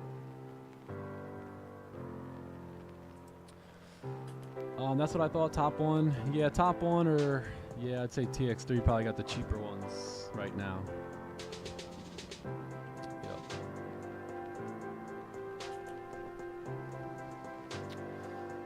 How do I get in touch with you? I'm getting lost in your Discord messages. Hit me up on Discord today. Make sure to hit me up in a little bit. Ideally when we get off the stream. Yeah, I'll probably take a look at it then. You don't want this 30-minute sell? Let's take a look. Man, now that the range is filled, not really. Not really. I need resistance on the 15 in order to do it. Yeah, my target has really been tapped already.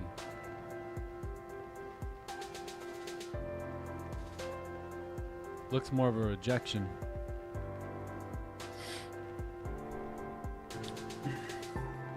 What are you guys doing? Are you guys taking sells? I think that's a pretty steep rejection, but... Are you asking me? I'm waiting for 50 resistance, if anything. Are you asking me? Yeah. Yeah, no sells here. I'm waiting for a resistance too. Or like resistance, then a closure above, something like that. Yeah. Small resistance, pretty good sell, but closure above 2 would be good. Yeah, I still like the buys, especially with that rejection wick on the 30-minute. Just need that like structure to be formed.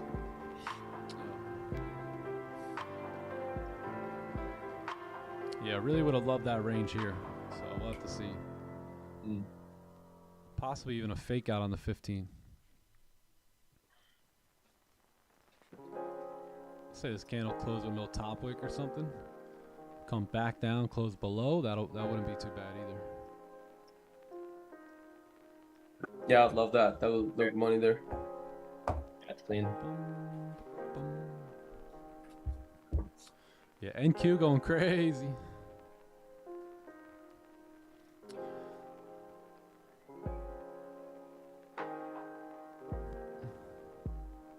For a breakout, do we need to watch the candle body or the wick?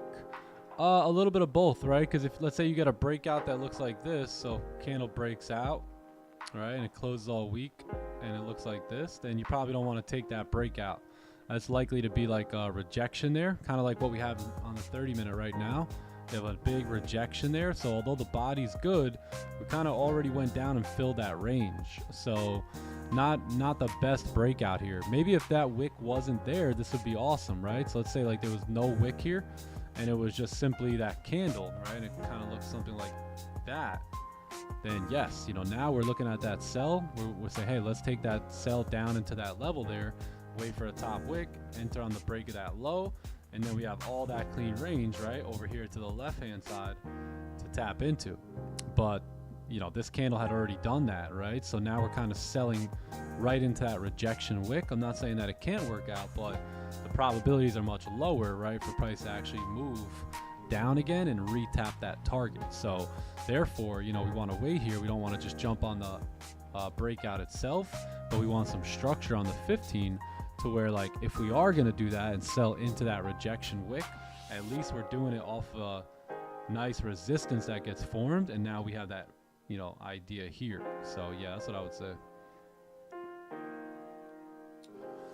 Ding, ding, ding, ding, ding, ding.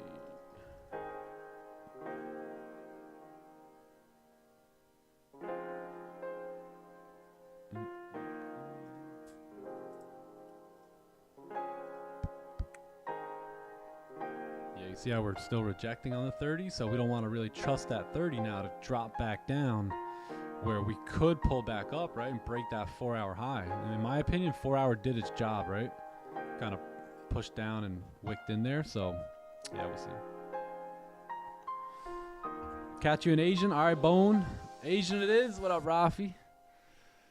Asian it is. Hey, my man. What do you look at to determine that the previous wick has been filled? Well, I see so my target here on the 4-hour, on the 30-minute, all that was a target. So 1 hour, the target's here, right? 4-hour, we've seen that support, and then 30-minute right there. So now that that's all been tapped, right, I don't really want to sell back into it because chances are we've already tapped it, so why go back down now and re-tap it again? It really doesn't have much business of doing that. So I think that's where, unless price stays below the 41 range, or I'm sorry, the 46 range here, if it keeps staying below and closing below, I'd be open to taking sells. But, I want to get some information on a new candle to see if that thing starts closing back above now, which it may. Very well may.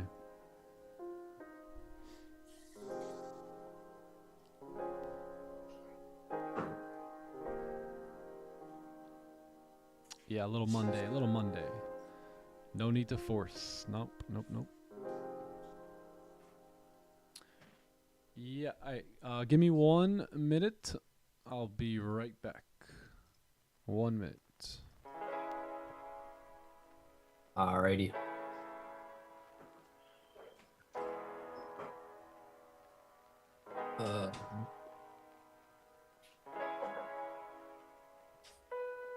Great session here, chat. Really good so far.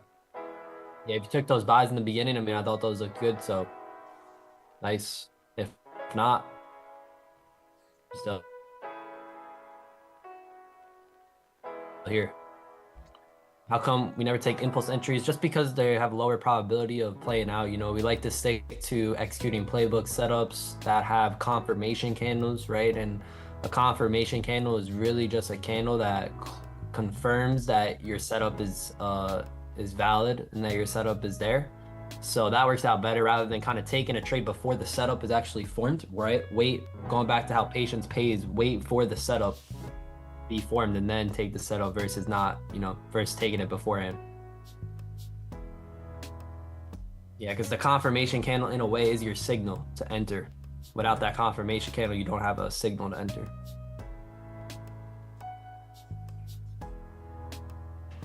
No, the breakout we would look for is not going to be overextended, right? Because we are waiting for a resistance to be formed, or we're waiting for a support to be formed. Like with our playbook setups, we're always looking to buy off support, sell off resistance, so we're not overextended. So yeah, the setups he just drew up, we're still looking to buy off support, sell off resistances in clean ranges. That's the key here. Yes, no trade day. We don't know yet. I still got 20 minutes left of potential opportunities. See how the candle closes. Yeah, it could be a no trade day, and that's fine as long as we did our job, right? We don't care about we don't care about winning or losing. We just care about being consistent with doing our job, right? Following the rules that will keep us safe and produce high probabilities long term.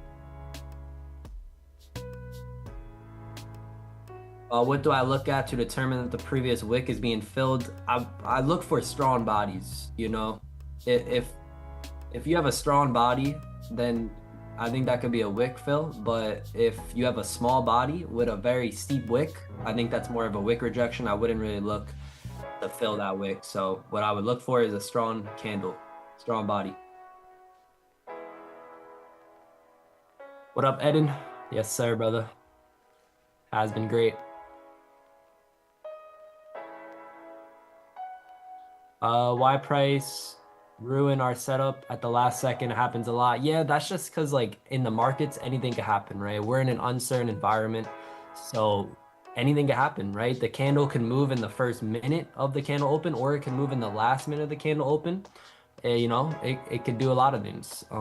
That's why we have trading rules to protect us from the crazy uncertainty that the markets have, right?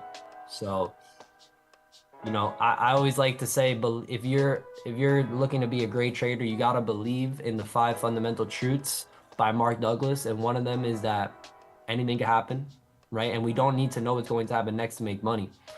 But that's a big one though. Anything can happen, right? So you can't control what the markets are gonna do. It's gonna do whatever they want to do. Us traders, we can control what we do though, right? And we can control the size we put on our trades, the setups we take, what time we take these trades, right? We can't necessarily control what the markets do. So you gotta just be focused on taking care of what you can control, not focus on what you can't control. And the Forex Mindset, I recommend you read that book. Is a great book. It talks a lot about how the markets are always right. It's the trader who's sometimes right, sometimes wrong. Therefore, the trader has the greater responsibility, right, on focusing, honing in on focusing on the things they can control more so than the things they can't control. All right. So hopefully that helps you out. Typical Monday price action. Yeah, it really is, honestly, you know. Started off in the range, and you know, we kind of been trending since, haven't been able to get a pullback or a setup really entry. How do you mark the ranges of the setups? Well, you got to start with a top-down analysis, right? You got to start with looking at the higher time frames and developing a bias, right? And then once you have your bias from the higher time frames, that's when you can go down to the lower time frames and now look at the ranges, right? Look left to get right, you know? So what's happening to the left is what you can use as ranges if there aren't any new ranges yet. And you can mark your ranges like that on the lower time frames, and then you wait for the setups to be there in that range, right? And as long as you got that setup in that clean range, that's a good range to trade in, and a good setup as well.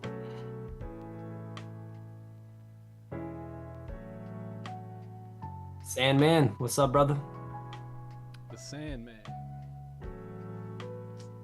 Hope you had a great weekend.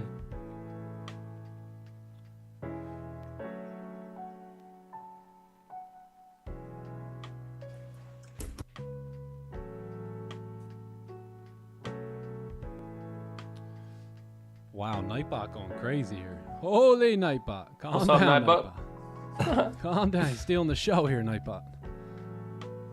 Whoa. Nightbot, what's goody? Just press sell. All right, you might be in. You might win. You might lose.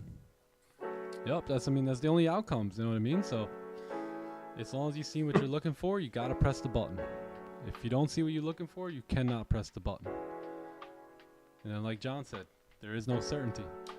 So, you know, you could have the crappiest looking trade and win. You could have the greatest looking trade and lose. It's the game we play. Yep. That's why it's all about long-term results. You know, anyone can do anything on any day. You know, I could lose today and you could win. I could lose this week and you can win it. But then that doesn't mean I don't win this year, right? And then you don't, and you lose it. So it's all about that long term, right? Can you get the same results over and over again? That's how you know you're really onto something. Yes, sir. All right, 43 seconds. Do we get a resistance here? Maybe. Possibly.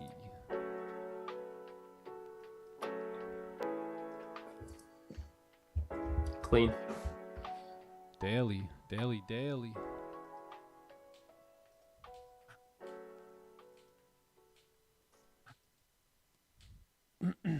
let's see. We need a good candle with a good lower wick. Mm. Boom, boom, boom, boom, boom. Nightbot on the yeah, word. The monthly closes tomorrow night. Yeah, exactly. This is the last monthly candle, or the last weekly candle for the month as well. Can we use your discount code for TX3? Yeah, it's TTE. All right, we got a lower wick here, so let's see what happens here. If we can get a decent upper wick, right? Possible opportunities to short this back down now that we do have resistance here, so we'll see.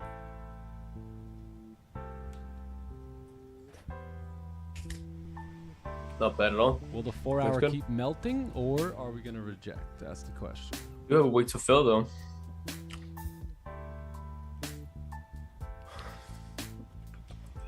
Well, what play would this be? This would be considered a 15-minute onion play. Yeah. I think that's the re-break of the 30 low, if I'm not mistaken. Let me check.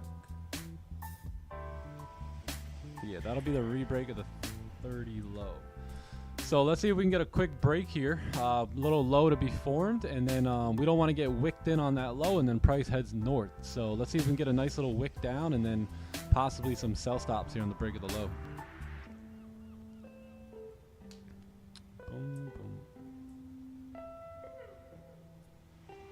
Stop loss has to be back above the highs here. It's about 100 pips ish. 100 pips. Let me just get this ready on my other account.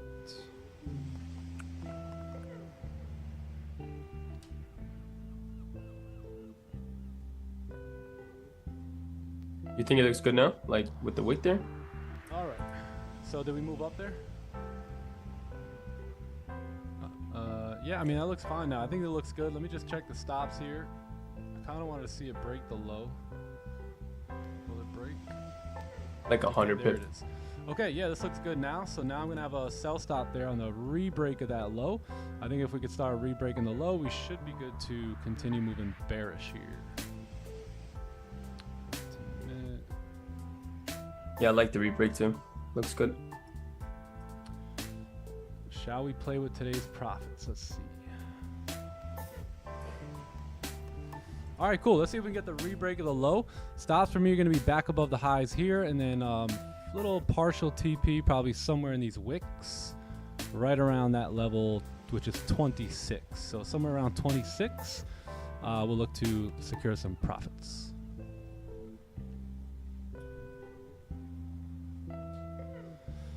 Do I feel like we tapped the target already? Yes, but I think we can continue down if we're continuing structure. So that's kind of where we're at the moment. Wow, a little slippage on top step, eh? Hey, yo. I saw that too. Yep. You got slipped there? A little bit. I did actually. Wow, top step bro. doing the little slippery roo these days. What those slippery? All right, I'm in it half is what it risk is, here, right? just in case that 4-hour candle doesn't want to continue moving bearish. But other than that, it looks pretty good. Resistance formed. 4 hours still technically bearish. 1 hour bearish. 30-minute bearish. Let's see if we can get a continued move down here.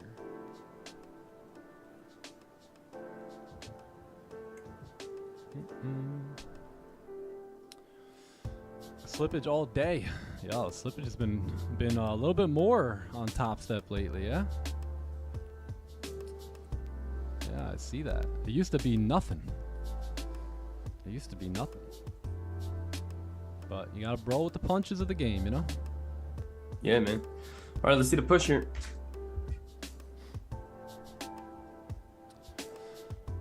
Let's see. Looks good. Yeah, looks good.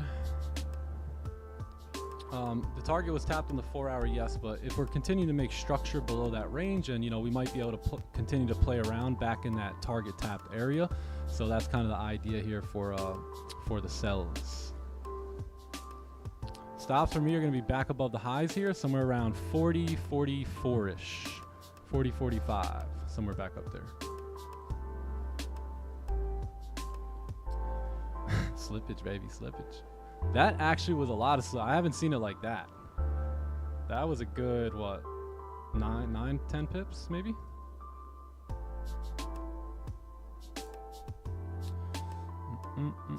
4 hour tap target. Yeah, I'm going half risk here just because the 4 hour had already tapped the target and did that. So this is a range to fill. Could be a rejection wick, could be a range to fill. I think if the 4 hour candle wants to continue playing around in that area, that we can at least get down into that wick zone at 27 here before we get any sort of a second pullback. So we'll see if we can get that, and if we can, we'll have enough to close some partials, and if not, then we'll have to wait. Stops, yeah, my stops are above 44. Yeah, somewhere back above 44 here. Boom. And then the other thing too is, let's say this candle closes bullish, right? As long as it closes bullish and stays below, then the next one could also, right, continue the drive down here as well. So there might just be some structure that needs to form here. And if it does, as long as things close below, I'd say really this level of support, resistance, then I'll stay in here. If we close above, then I'll manage, or if we get stopped out, I'll take the stop. Half risk, yep. half risk. Stops are above the highs here. So we'll put the, let me see. Stops. Oh, what the heck? There we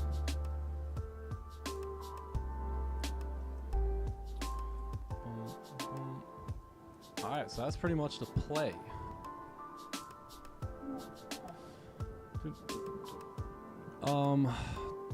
200 pips stop and close at 10 pips. This 120 pips stop, and the closure would be at 60 pips.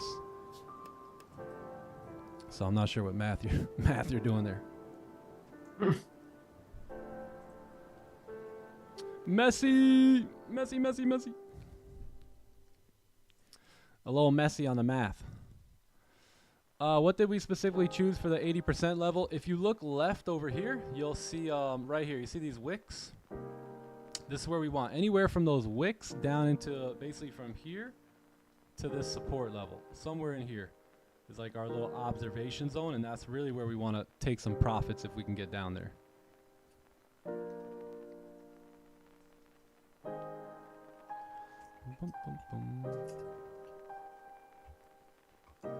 And then management, if we close above, I'll manage a trade, probably pretty much close full if we close above there. If we stay below, then I'll probably look to just hang out and stay in the trade. Yeah, man.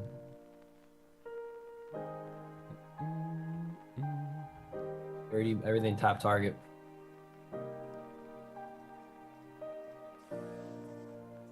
Just purchase trade. Okay, nice. Let's go NK Capital. Let's go. Time to collect the data.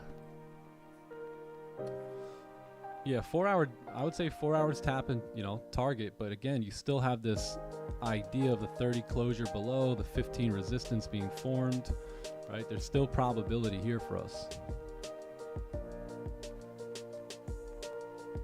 Staying below this range. A lot of wicks here too, and just, move down, move down, move down, wicks up, down. So we'll see. Probability. The guy in the top window looks nervous. Wait, what? Pull the arrows out. Where's stop loss? It's on the screen here. So anywhere, I'd say 40, 45 is going to be my stops.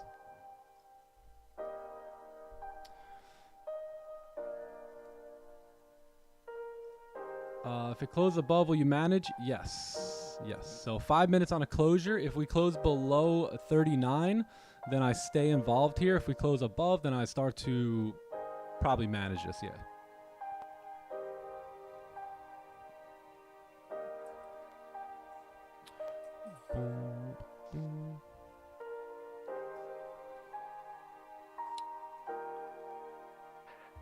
Could be a rejection, yep. That's why I say go half size.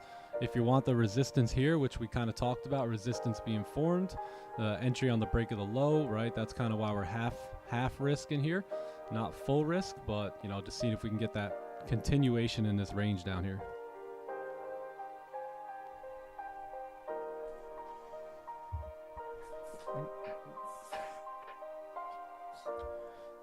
Yep, if you got your detached size, you shouldn't be worried about a thing. No.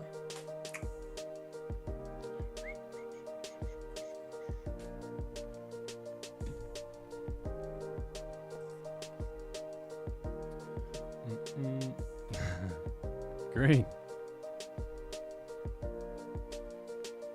5-minute close nicely. Go ahead. How'd that close? Oh, at resistance. All right, we'll see. Let's see if we respect the highs here. If not, I'm going to have a stop loss sitting up at 4045.7.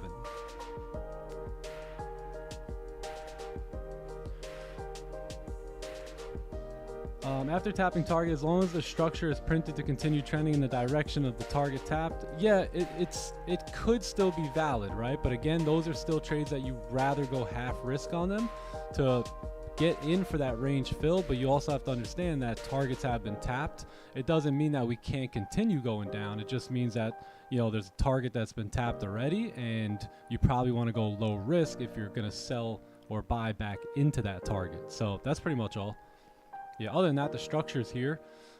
Direction is all down, right? On 4 hour, on daily, on 30-minute, on 15-minute, and all that. So direction is there. It's just a matter of either this candle already tapped and doesn't want to go back down, or we got to grab some liquidity here and, you know, range for a little bit.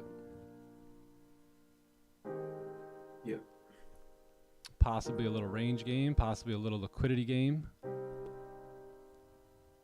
Yeah, it could really be both. Boom, boom, boom, boom, boom, boom. But the trade is a 15-minute onion play. Pretty much 15 onion.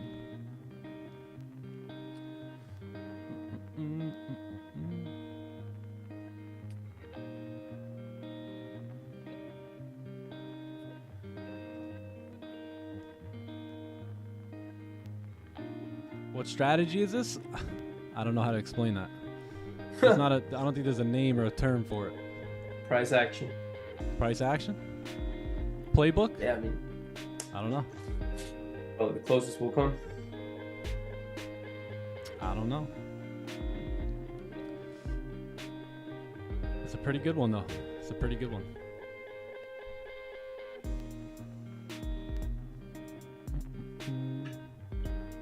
All right, we got a closure coming up in about 2 minutes. So, yeah, any closures above, we probably want to get out.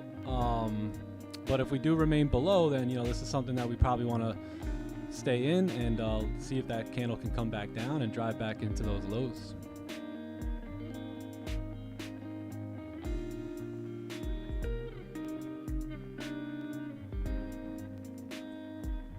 You could do it, Goldie. You could do it.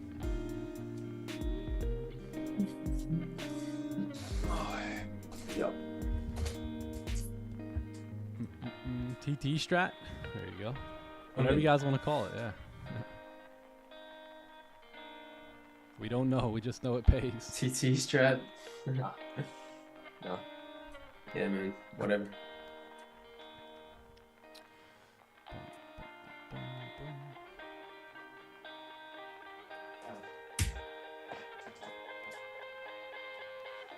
All right, can we push down in the last minute?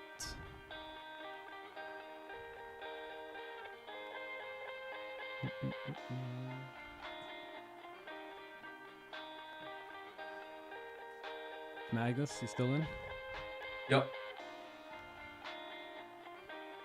Yep. Got that 45.7. Nice. Yeah, man. We'll see. Anything can happen, but like, looks good here. 1 minute. All right, 40 seconds. If we close above, I'm out. Right on the closure. If we close below, then I'm gonna keep this trade in, and then eventually when we break the lows, I'm gonna move my stops to wherever the next candle wicks up to. So let's say we get a wick. So let's say we do close below, right? And we get a little wick up and start moving down. As we break that low in entry, I'm gonna move my stop from here to here. Mitigate the risk a little bit, and then same deal. You know, if we can tap into partials down there, great. I'll take my partials, and if not, you know, then no big. Let's get closer. All right, we closed above here, so I'm gonna get rid of this trade, or at least close half of this position here. So gonna close half. What do we got? 5 open. 5 open. Yeah. Or you know what I'm gonna do, gang? I'm just gonna move my stop above the high. If we break the high, I'm out. It'll mitigate my risk, but I'll keep myself open to being in this trade if we just keep slamming through these lows now. So I just adjusted my stop loss to 40-40, basically cutting my risk in half. If we get stopped out on this trade, I'd rather be out here versus getting that candle to break its own high, fill the wick, and doing all that stuff. So maybe this could keep us in the trade. If not, we lose half of what we originally decided to risk, and then we can, you know, still trade for tomorrow. Yep. Holy buzzer beater. Holy buzzer. Holy. Yeah, if we could run down here with no wick, that'd be awesome. And if you guys want, maybe we can get down at break even, and then you can kind of like expertisely manage your risk as well if you want to do that too. But as of right now, I'm just cutting the loss in half. I don't mind if the stops get hit. I'll be perfectly fine with taking the L. Dun, dun, dun. And this is how you wanna. This is how you can manage risk, right? So again, let's say I was risking 850 up here, right? Now if this idea turns around on me, I will lose 425. So a lot better than 850. And now I still have a lot of room to use, right? I have another $425 if I needed to risk on another trade setup. So this could wick up and get us out, but if it keeps breaking that low, you know, we stay in, that'll just be, you know, pretty good management there. But we are likely to come up for that top wick. We are very likely. Probably. Let me see something here. 5. Yeah, there's nothing to really do here. No, really not. Yeah, just hope to break the lows, really. Hope. Hold on to the hope. No, we're good though. We manage it properly. We cut our loss in half if we do lose the trade. We stay in, right, without getting completely out of the trade. Still give this opportunity some room to, you know, do its thing. And if we can come back into TP and break those lows, awesome. If not, you know, no big deal as well. We handled our management nice and clean here. Yeah, yeah. Love the management. Yeah, clean. Love you. Because we could just close right when that candle opened. And sometimes that's probably going to be the best thing to do, because sometimes that next candle, you don't have control of whether or not that thing just flies up or not, right? So sometimes that is a good thing to do. But if it gives you the opportunity that it gave us today, which it kind of opened up, moved up slightly, and then just keeps breaking the lows, I mean, you know, you want to stay in that trade, maybe give it an opportunity to keep moving down. Oh, that's wild, this candle now. Yeah. I mean, it might just be making the bottom wick to push up, but yeah, of course. I mean, yeah, we'll see. Surely. It definitely could, though. We'll see.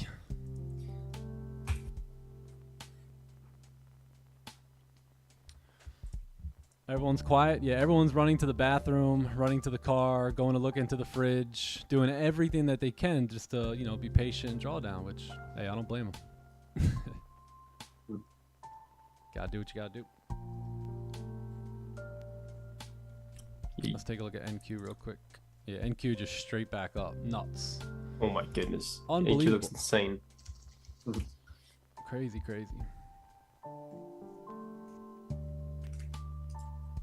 Yeah, Rashid, I'm stopped out already. Where was your stop, Sean? Yeah. Previously. Bro, I got stopped out 2-on-1, so had previous. The spreads took me. I'm holding the line. Oh, whether you had stops previous? Yeah, Current? previous candle. Yep. Yeah, same. I had like those like 40. What was yours, Nick? I don't know, 45.7 or something. Yeah, one of them. Yeah. Moved it a little bit too. Yeah, but yeah. Not really that aligned though with the higher time frames, in my opinion. I feel that it's a funky place to be. You know, upset with this trade actually. We tap target, but at the same time we created structure, right? We had a range to fill, but that range to fill at the same time is also that rejection wick. So these are things that if you want to get in, you manage your risk, you keep a smaller size, right? You don't have to get into these trades if they don't line up for you. It's really about understanding the chaos in it and trusting the fact that, okay, you know, maybe if we're getting this market structure, then that rejection, you know, we can probably go back down into that zone. So it's just about making sense of it. And again, you could still be wrong, right? Even making full and total sense of everything. So yeah, I mean, you got to weigh the probabilities beforehand, and if you don't like them, you got to stay out. Is B a good idea or just keep it running? I mean, it's not going to be good to go break even right here, because then any little fluctuation, I think, can take you out. So if you want to get out, if you don't trust this trade at all, then, you know, get out now or get out at break even or something like that. Or maybe when you kind of get to break even, at least now you know, okay, once I get down to 27, I can manage that risk. So it doesn't really matter. It's just up to you and what your goal is for this trade. I'm already good. I've already cut my loss in half. So if we can, you know, break down, I probably won't go break even right away. But once we get towards like 27, that's when I would probably look to go break even. Boom, boom. Yeah. Gold market will go down. I don't know. Only time will tell. I mean, gold market in general is moving down. Yeah. Definitely. That's a definite. But will this candle move down? You know, that's the question.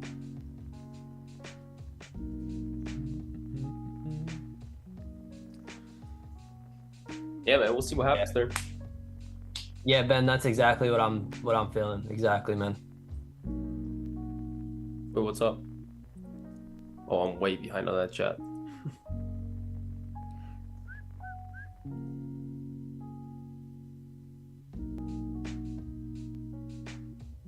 Yeah, Ben, it is what it is, man. I mean, that happens too.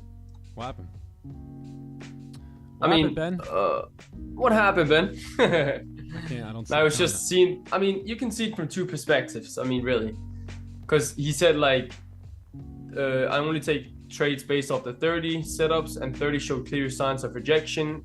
And he kind of manipulated himself into see it as a wick fill.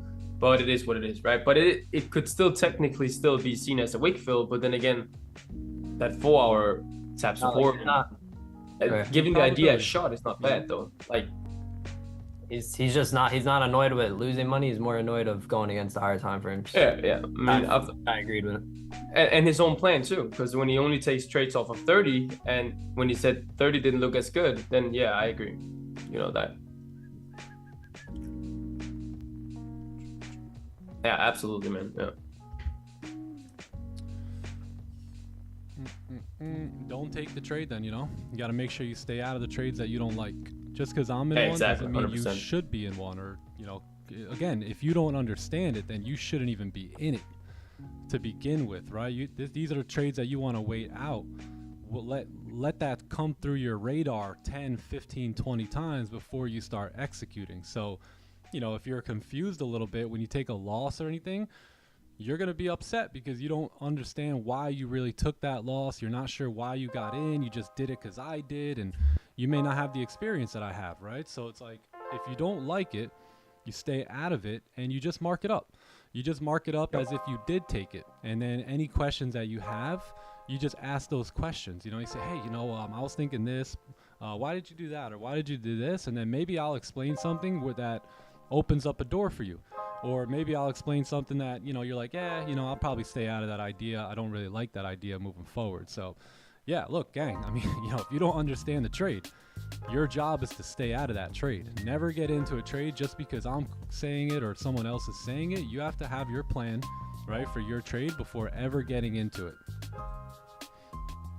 And if you do that, then you'll be totally fine, you know? 100%, man. What you plant yourself, then it's much easier to take the L2. Exactly. You take it, if you don't know anything about this trade and you take it just because I took it and then we lose, you're mad, right? But if you take this trade because you understood it and you kind of thought the same way I did, then you're okay with that loss, right? So you got to really make sure, hey, if I'm taking a trade, I understand why I'm getting in, what I'm doing, what I'm looking for, and the risk at hand, right? Does that make sense? So once you have all that together, now you can plan your trade and trade your plan. And if you don't like the plan, then you just don't trade it. That's the best way to go about it. Whether you're learning from someone else or trading on your own, like it has to make sense according to the process and your process specifically.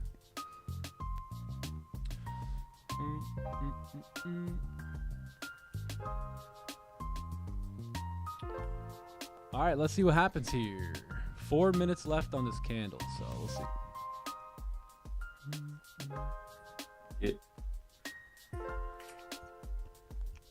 What time is it? 11:11. Holy. 11:11. Yeah, so we'll see what happens if the 15-minute candle does. If it closes above, you know, that's not going to be looking good. If it closes in the range, not the greatest. If it closes in the range, I'll probably be out if we can get down to break even. If this candle can push down, close below, then I still really, really like the idea if it closes below.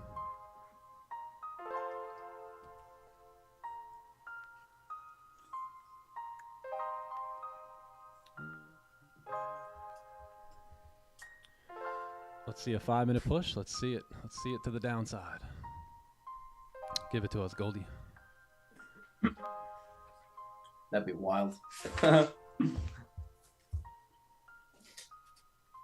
Honestly, though, that thing could push.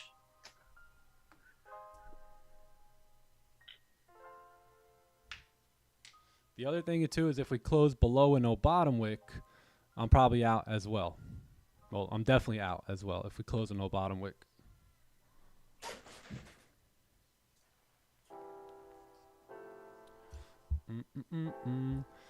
And the other thing too, when we're on the conversation of managing, right? So let's say we do close in the range, and when I say range, I mean this zone right here. So let's say we kind of stay above that, right? So once this next candle creates a top wick, so I've already managed my risk down here, right? I took it from here to here. So once we close, if we close here, right, and we get a top wick, and then we start pushing down and breaking the low, I'll take my stop now from here and put it down here. So I'll just continue to minimize my risk as this trade begins to unfold. All right. So that's what I'll be doing as well. If we can make a high and then start breaking the lows. Just trailing, just trailing.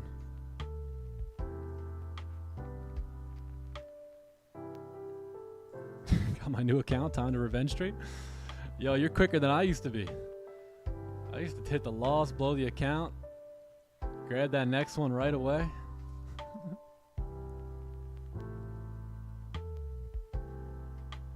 What pair is this? This is gold. Yeah, gold. GC chart. All right, just give me 2 seconds. I'm just going to grab some more water and I'll be right back. Yes, sir. Bro, honestly, that BRB strat, and then I could see this push all the way down. Area. Bro, that's so wild. What's like no top wick on that candle right there. It's markets. Oh, so random, man.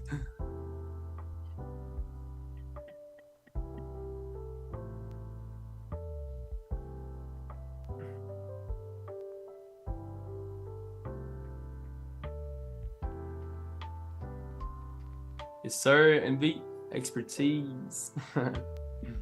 Yeah, I mean, either way is good. Whatever your plan there.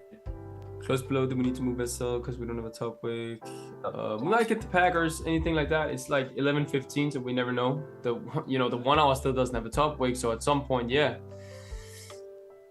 Yeah, I'm out. But it could drive him. Yeah. What you doing? How you doing? Oh yeah. What's up, John? How you doing? Range game, maybe. Yeah, bro. Yep.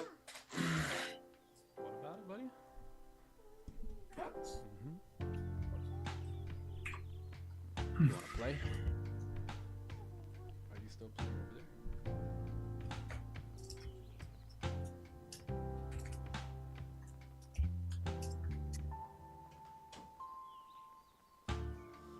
Kingman just want to play. Wow, we almost got break even there, huh? Bro, honestly, yeah. Okay. That thing closed in the range again now. So yeah, as we start heading south here, if we can make a little top wick, I'm gonna move my stops here and put them above that high if we can get that. And then, you know, as we keep breaking the lows, I'll kind of trail my stop loss. But that's pretty much it. Otherwise, I'll take that half risk or that half a stop that we have here and be okay with that. Yeah, sorry. All right, boys. Best of luck on this trade. I'm gonna bounce. Hope you guys have a great day. In chat. Hope you guys have a great day. God bless y'all, and yeah, best of luck in this trade. See you guys in Asian. See you, John. Peace. Have a great day. See you guys. Peace. See you, brother. Order right, filled. That should be it for me. Okay, cool. Yeah, so I'm out. So we took our stop loss. We kind of half risked it there. So we might grab the pack and move down, but I don't want to be in if we're breaking through those highs. You never know. We start breaking through these highs, and all of a sudden we're going to smoke the rest of that range there. So I'll take that. More of like a half a risk than anything there. And I think we can maybe say maybe we rejected, maybe not. Maybe we're still a little early here for the second move down. But all in all, this is basically just consolidating now, right? If we get rid of all of this, we can see here that the price has stopped moving really, right? And is now consolidating a bit. So yeah, just tough to be in a trade when it's printing candle by candle there. Nothing to really do with it. But other than that, 15-minute onion, range to fill, bearish bias on pretty much everything. Daily heavily pushing down, 4 hour obviously moving down, 1 hour as well, and 32. So yeah, range game now. Yeah, man. On to the next. On to the next. So we'll see what Price wants to do here. I think the game plan moving forward out of here now is you really want to see the 4 hour highs break, right? So if you're going to get involved in any sort of buys, you really want the 4 hour high to break. So you don't necessarily want to get in here.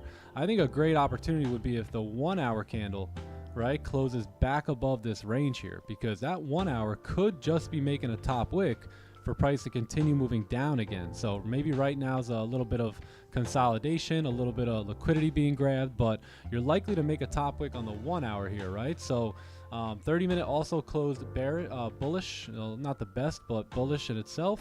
And you've pretty much got this right here now. So resistance sitting at 40.40, support sitting at 40.35, and that is pretty much it. You know what I mean? You really need closures outside of that now in order to get any sort of direction moving forward. So like I said, if we break through these highs, probably don't want to be in to wait on that stop loss up there. So we minimize the risk a little bit here, and now we just wait for the range. So now we got price surrounded here. We could take sells below 35 on a closure and then buys back above 40 here. And the buys aren't too bad. If the daily candle is going to want to move up, you got decent buys ahead of you. But at the same time, just be careful here. You've already rejected there quite a few times, and yeah, just be careful right there. So that's probably what I'd look at. Buys above on the closure, and then sells below. You got a nice clean range on both sides. Both sides. Stop loss smoked. I guess. I mean, original stops were up here too. Not yet, though. Yeah, exactly. Price action got you questioning reality. Hey, yo, chill. Don't do that, man. Don't do that. You'll be all right. It's just a loss.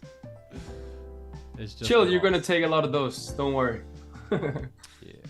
How can I connect in Asian? You could join the Clubhouse. Yeah, we'll be trading again in Asian session. It might take maybe another trade here in New York session today, but we'll see. We'll see. Yes, sir. Anyone have any questions on the trade? Questions? This was the trade that we got into. Good management too. Right here. Boom. All right, just basically a 15-minute onion. Everything was bearish. We went down quite a bit, but came up, printed that nice clean range to go back down into, and that was pretty much a trade. Yeah, right there. It's the normal playbook position. Yeah, lovely. Worth giving the shot too. Like, I love the half risk too, and I love the management here. It's good. Yeah. And look, we could still run down. All right, don't trip. We can still run down here. And for now, I think we got to wait on a closure. All right, so the bearish bias may still be in play. Just you're probably gonna need a nice little closure now, and then we can move down here. Yeah, maybe next candle here. Yeah. Yeah, I might stick around because that might be. Bro, honestly, those sales ain't bad if you close below now, with the 1-all wick and all that too. Yeah, original stop would have been good there. Yeah, really. But it's also tough, like with that closure above yeah. Yeah, you gotta manage.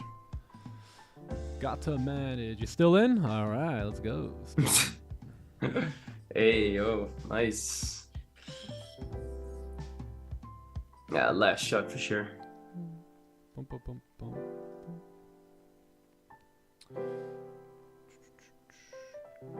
One more trade. One more trade. One more trade. We'll see. We could risk a little.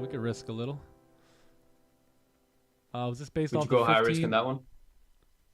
Nah, I mean, if it's a nice trade, but probably same deal. Yeah.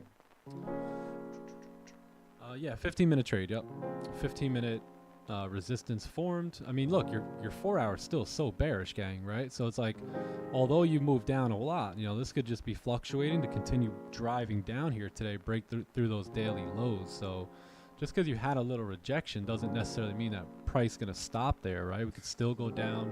You still had all that clean range on the 15 here, right? So it's not a bad trade if you guys are thinking it is. Expertise revenge trading? Yes, exactly. Yeah, coming up to break even now. So we'll see. 8 minutes and I might give this a second shot here. Just nipped me too. Just got me. 9 pips.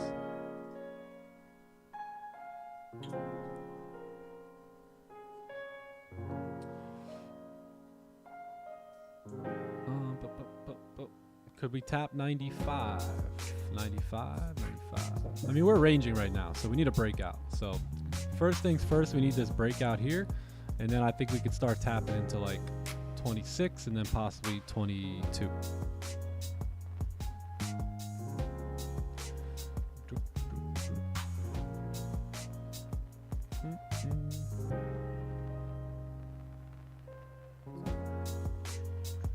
This could be good. Yeah, it could be good. Yeah, you're gonna need the closure though.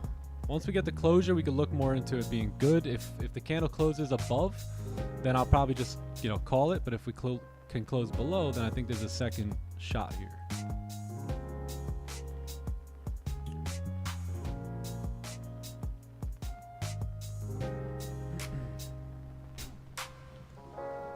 That was a bad move to take us out. All right, naughty.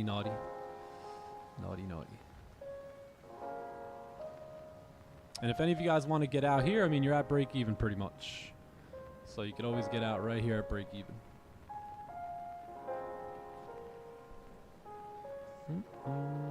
One more trade. Do we have data on trailing the stops? Versus how many success? Nah, not as much. No, not as much. Yeah, the only reason I did that is because that candle closed above. Otherwise, I wouldn't even have done that. Yeah, had this guy closed below, I would have just kept my stop up there. Yeah, bro, that would make sense. Yeah. I would have too. You won't catch me doing that too much. Shouldn't have put a stop loss? Yeah, that's true. Should have just left it open. Shoulda, coulda, woulda.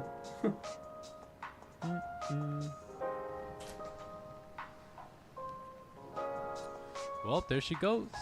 Wow. See what I'm saying? Like, it's not that it's a bad move, right? It's just it took a little time to work itself out. And that's going to happen. That's part of being a trader.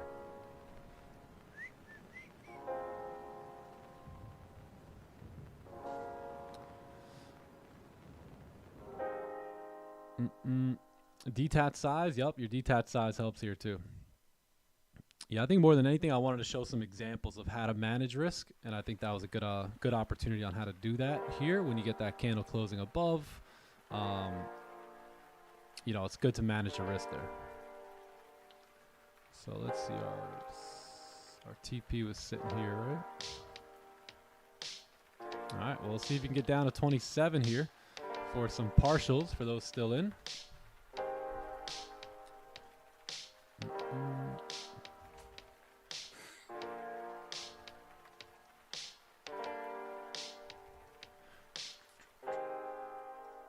$30 could still close below. Yeah, everything could still be pretty good.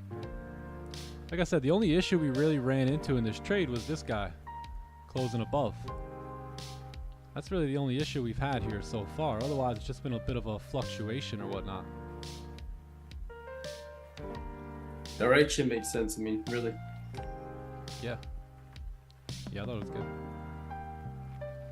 All right, let's stick around 4 minutes. If we can get a candle closing below the range, then possibly going to give this a second shot. And if we close in the range, then yeah, just call it a day. In the range, we might just be ranging. Yeah, we might just range. Yeah, absolutely. Johnny Gems, he's still here. He's waiting on that signal. All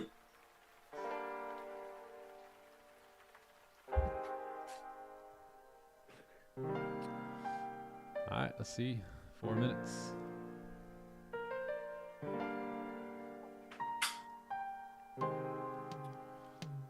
Do you still like the 30 close with 15 pack? Yeah, I do, actually. I still like even the 15 closure here. I don't mind here. This looks good as long as we can close below.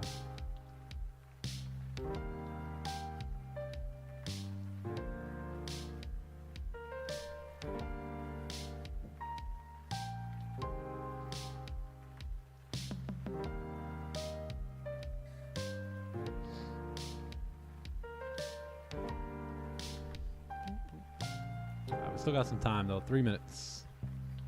3 minutes. Yep.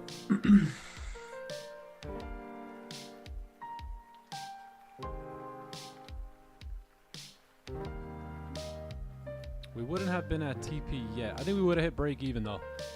So if I would have still been in this, I would have went break even and probably hit break B either. But let's see if we get a one more shot here.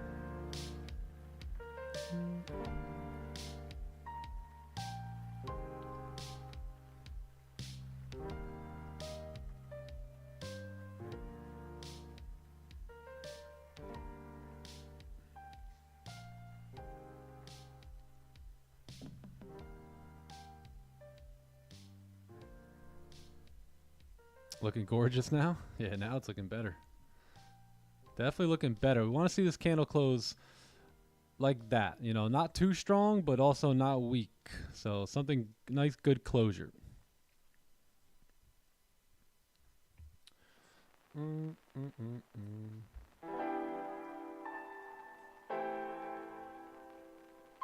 This would actually be a little bit better too than the trade that we originally got into because yeah, I agree. Now everything's kind of the sellers are grabbed up, which were us today.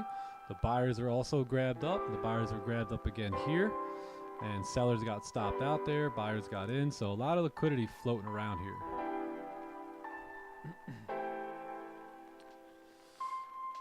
We be the liquidity. You know, it's nice being on the other end of the liquidity, right? But then there's going to be sometimes still you're going to get caught up. No matter how much you're on the right side of it, day by day, you're still going to get, you know, you're still going to be on the wrong side of it. It's you'll never be able to run from it. No, you can do everything right, still lose. That's the thing. No certainty here at all. That's the craziest part about trading, in my opinion. Is that you can do everything right and still lose, and you could do everything wrong and still win. So freaking weird. I mean, but it's just impossible for that to happen over time. Does that make sense? So over the long game, it's impossible to do everything wrong and win long term. Right? Just like it's impossible to do everything right and lose long term. So you might do everything right today and lose a trade, but if you keep doing it, everything right long term, right, that's where you see profitability as a trader. Well said, man. Yeah, short-term results are so random, both on the charts and like in general with results. Yep. But longer term, if you do the right thing over and over consistently, you will get the right results. Yep. All right, we might have to stay out. Close your in. Yep. Hey, price chalk now. I'm gone. The game plan here. So this is your range now, all right? So any closures back below, looking pretty good for price to continue down. Any closures back above, right? So we could say, hey, you know, we have a rejection here. So if we close above, we can go up. Or if we close below, right, we could say, hey, you know what? 4-hour candle still very bearish. We could probably continue down. But while we're in this range, it's going to be quite tough.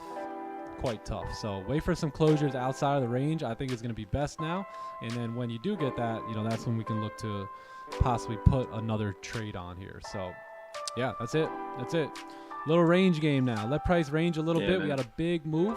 And after this, you know, big move, you'll tend to get a little consolidation. But now we've got clean range to the bottom, clean range to the top, and now we can look for certain opportunities. So any last minute questions?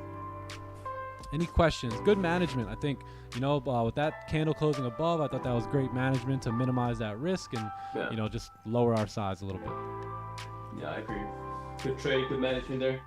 Yeah, Monday price action. Little Monday price action. In a nutshell. Yep. All right, cool. I think we're good to go. I'll see y'all in Asian session tonight. Wait for your breakouts here. Yeah, wait for your breakouts before taking any sort of trades. But good little 15-minute opportunity there today. Great session too. Great questions today. Great topics of conversation. And now we move on to the next session. Perfect, brother. Appreciate you, man. Else? Thank you for nothing, really, not from here. All right, take care, y'all. Alrighty, G's. Let's do this. I hope y'all have a wonderful day. I've enjoyed being here with you guys, and I'll see you in the Asian session. And I'll see the rest of you guys. See y'all. Have a wonderful day. New York session tomorrow. All right. Later, Magnus. Later, chat.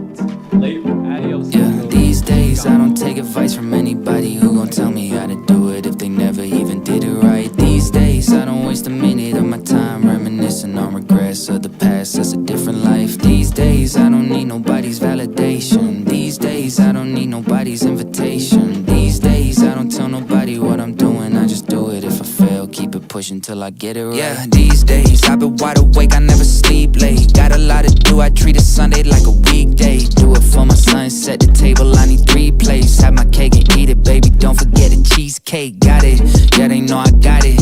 Confidence contagious, so the ones around me caught it. Everybody waiting on me, hoping I'ma drop it. I feel like all this weight is on me, still I'm never stopping. No, that is not a, yeah, pushing myself to the limit. I set a goal, but still I never feel enough when I get it. Cause when I go and all these feelings overflow to the ceiling, it's like a hole just open up and I don't know how to fill it. I tell them, look, I don't make mistakes, the mistakes made me. Drop songs when I write them, I don't wait 8 weeks. They do focus on the image now, but that ain't me. Lot of rats taking pics, that's why they say cheese.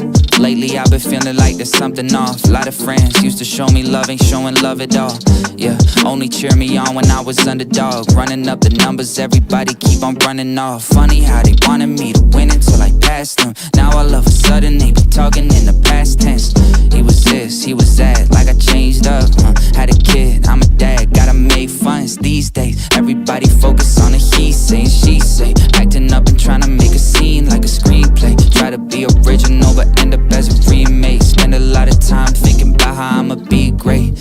I just stick to the plan. Yeah, I'm focused on the music, not a pick for the gram. Stay true to my supporters, yes I did it for them. So even when I get hot, never switch on a fan. These days I don't take advice from anybody who gon' tell me how to do it if they never even did it right. These days I don't waste a minute of my time reminiscing on regrets of the past. That's a different life. These days I don't need nobody's validation. These days I don't need nobody's invitation. These days I don't tell nobody what I'm doing. I just do it. If I fail, keep it pushing till I get it right.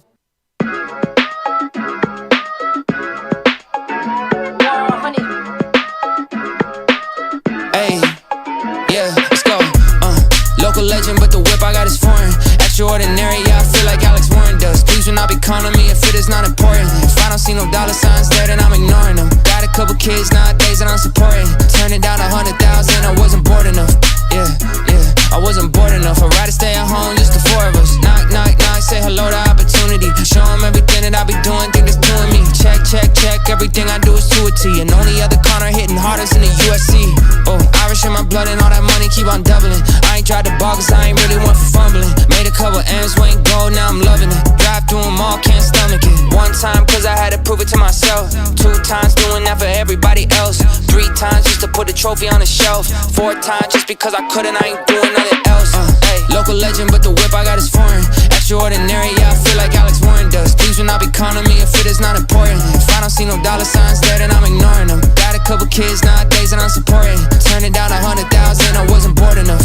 Yeah, I wasn't bored enough. I'd rather stay at home just to, nah, wait, second thought. Maybe take a trip down to Florida. Need to change the weather, Tennessee just wasn't warm enough. Son and everybody, they been eating out the formula. Everybody talking, but at least they ain't ignoring us.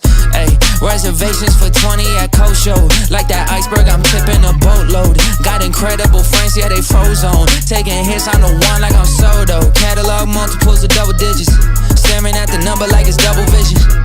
That's what happens when you trust the vision. But keep it humble for the juxtaposition. I changed my life overnight with a couple decisions. Stay working like there's somebody who's coming to get it. And don't get caught up in the talking and the public opinion. Yeah, I had different functions cause I'm functioning different. Ay, 1 time cause I had to prove it to myself.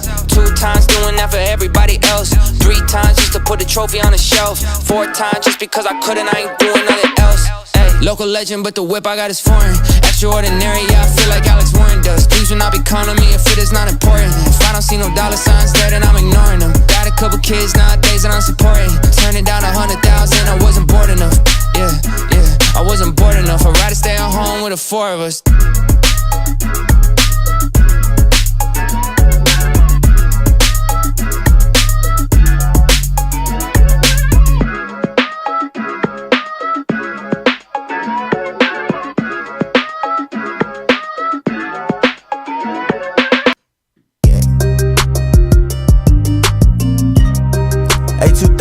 EST OCOEE. Yeah, hey,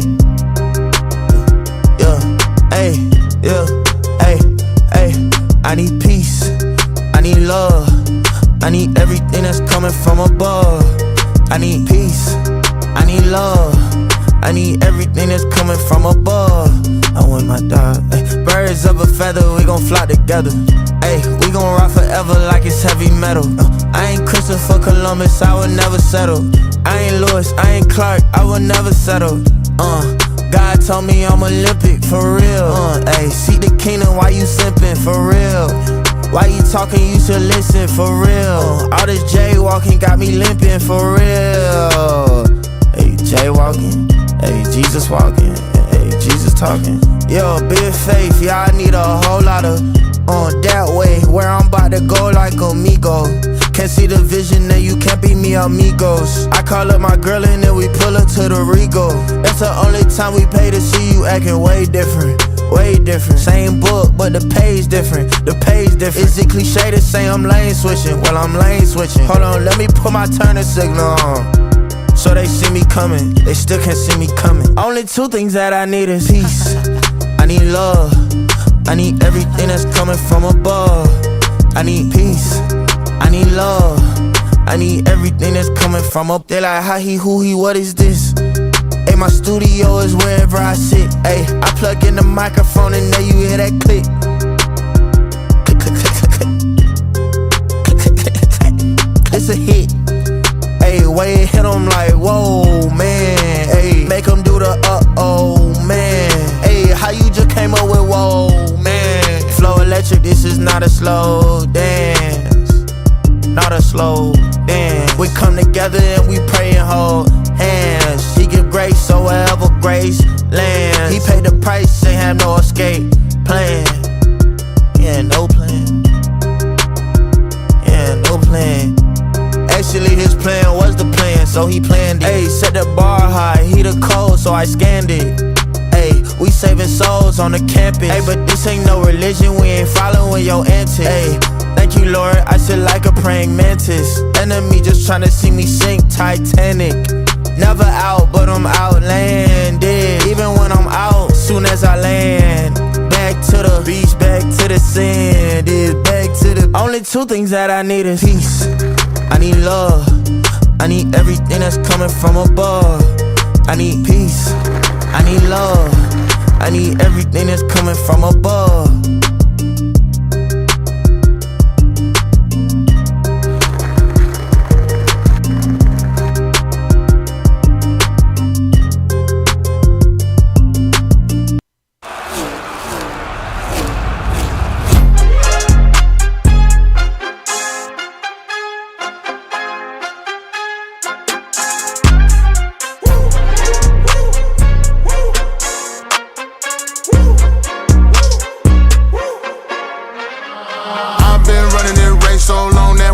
I keep my top down.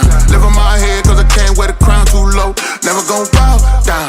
Everybody out there running games so they pass on me. Treat 'em like a op, bow. When I came up, they were whooping but was still on a leash. People gon' talk down. They going low cause I still serve the most high. No, I won't stop now. When I throw signs up, it's not what they said, dog. No, that's for H-Town. Roll with a warrant, try not to get caught, but I'm fly. Still put the top down. Love for the father, make kids for the fans, y'all. Can't switch on y'all now. Only sinners walk with grace. Pack your bags, follow me home. Pray my seeds, turn out winners. Keeping that lead when I'm long gone. All of my fears can't hold me back. Let go of those who did me wrong. All of my fears won't hold me back. What don't kill me made me strong. Victory lap. We on attack. Ain't looking back. Rushing outside like I'm sleeping in a bando. Bible on me, I've been feeling like Rambo. Devil trying to hide, he ain't wearing no camo. Killing myself, God took it out the plan though. Still on fire for the Lord, where the fan go? Heard them talking stupid, to cut it just like a Van Gogh. I'm sitting glad, let me cut the thing real low. I been looking up high when I feel low. And we still outside with the kinfolk. I was scraping both sides to the rim, bro. I was walking through church with the trench coat. Sending my 10% through Venmo. Lord said he'd be back, hit a memo. That's a cross around my neck, not a crystal. There's a Bible on me, not a pistol. You don't even know what I've been through. All these sinners walk with grace. Pack your bags, follow me home. Pray my seeds, turn out winners. Keeping that lead when I'm long gone. All of my fears can't hold me back. Let go of those who did me wrong. All of my fears won't hold me back. Cause what don't kill me made me strong. Victory lap. We on attack. Ain't looking back.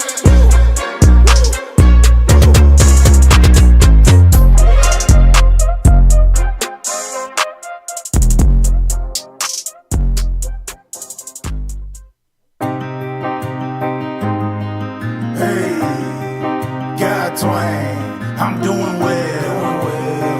Hey, I'm doing well. I know some folks that told me I would never make it. They said I'd probably end up bitter in a cell. And from the way I used to act, I understand why you would say it. But I'm here to tell you now I'm doing well. I walked around like I didn't even have a purpose.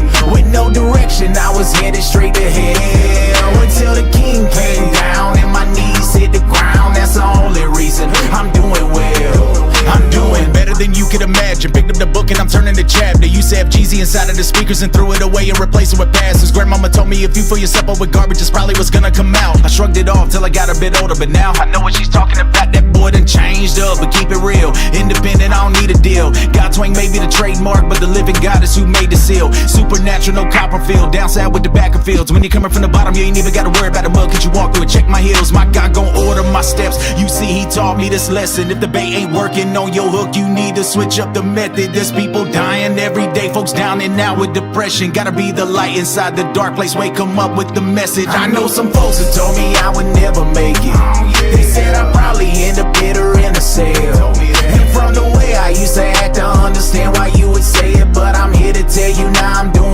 well. I walked around like I didn't even have a purpose. With no direction, I was headed straight to hell. Until the king came down and my knees hit the ground. That's the only reason I'm doing well. I'm doing everything that they said I couldn't go, and everywhere that they said I wouldn't. My plate was empty till I met the Lord, then he filled it up cause he steady cooking. Defeated death and he gave me life. Killed the lust and gave me a wife. My heart was rotten, he cleaned it up. Now I'm bare fruit, I'm truly right. Used to run around trying to ball, taking exits to elude the law. Locked down with no place to go, then he met me there and I got to call. Answer that, you gotta pick it up. I had an empty glass and he filled my cup. Pouring out to all the folks in need it. That's all you need, cause this is enough. Open it daily, gotta get your portion of bread. This world is sleeping on the truth, it's time to hop out of bed. I get it, I was there as well, so I live out what I said. But judgment's coming and we can't make it right after we're dead. I know some folks that told me I would never make it. They said I'm probably in a bitter in a cell. And from the way I used to act, I understand why you would say it. But I'm here to tell you now I'm doing well.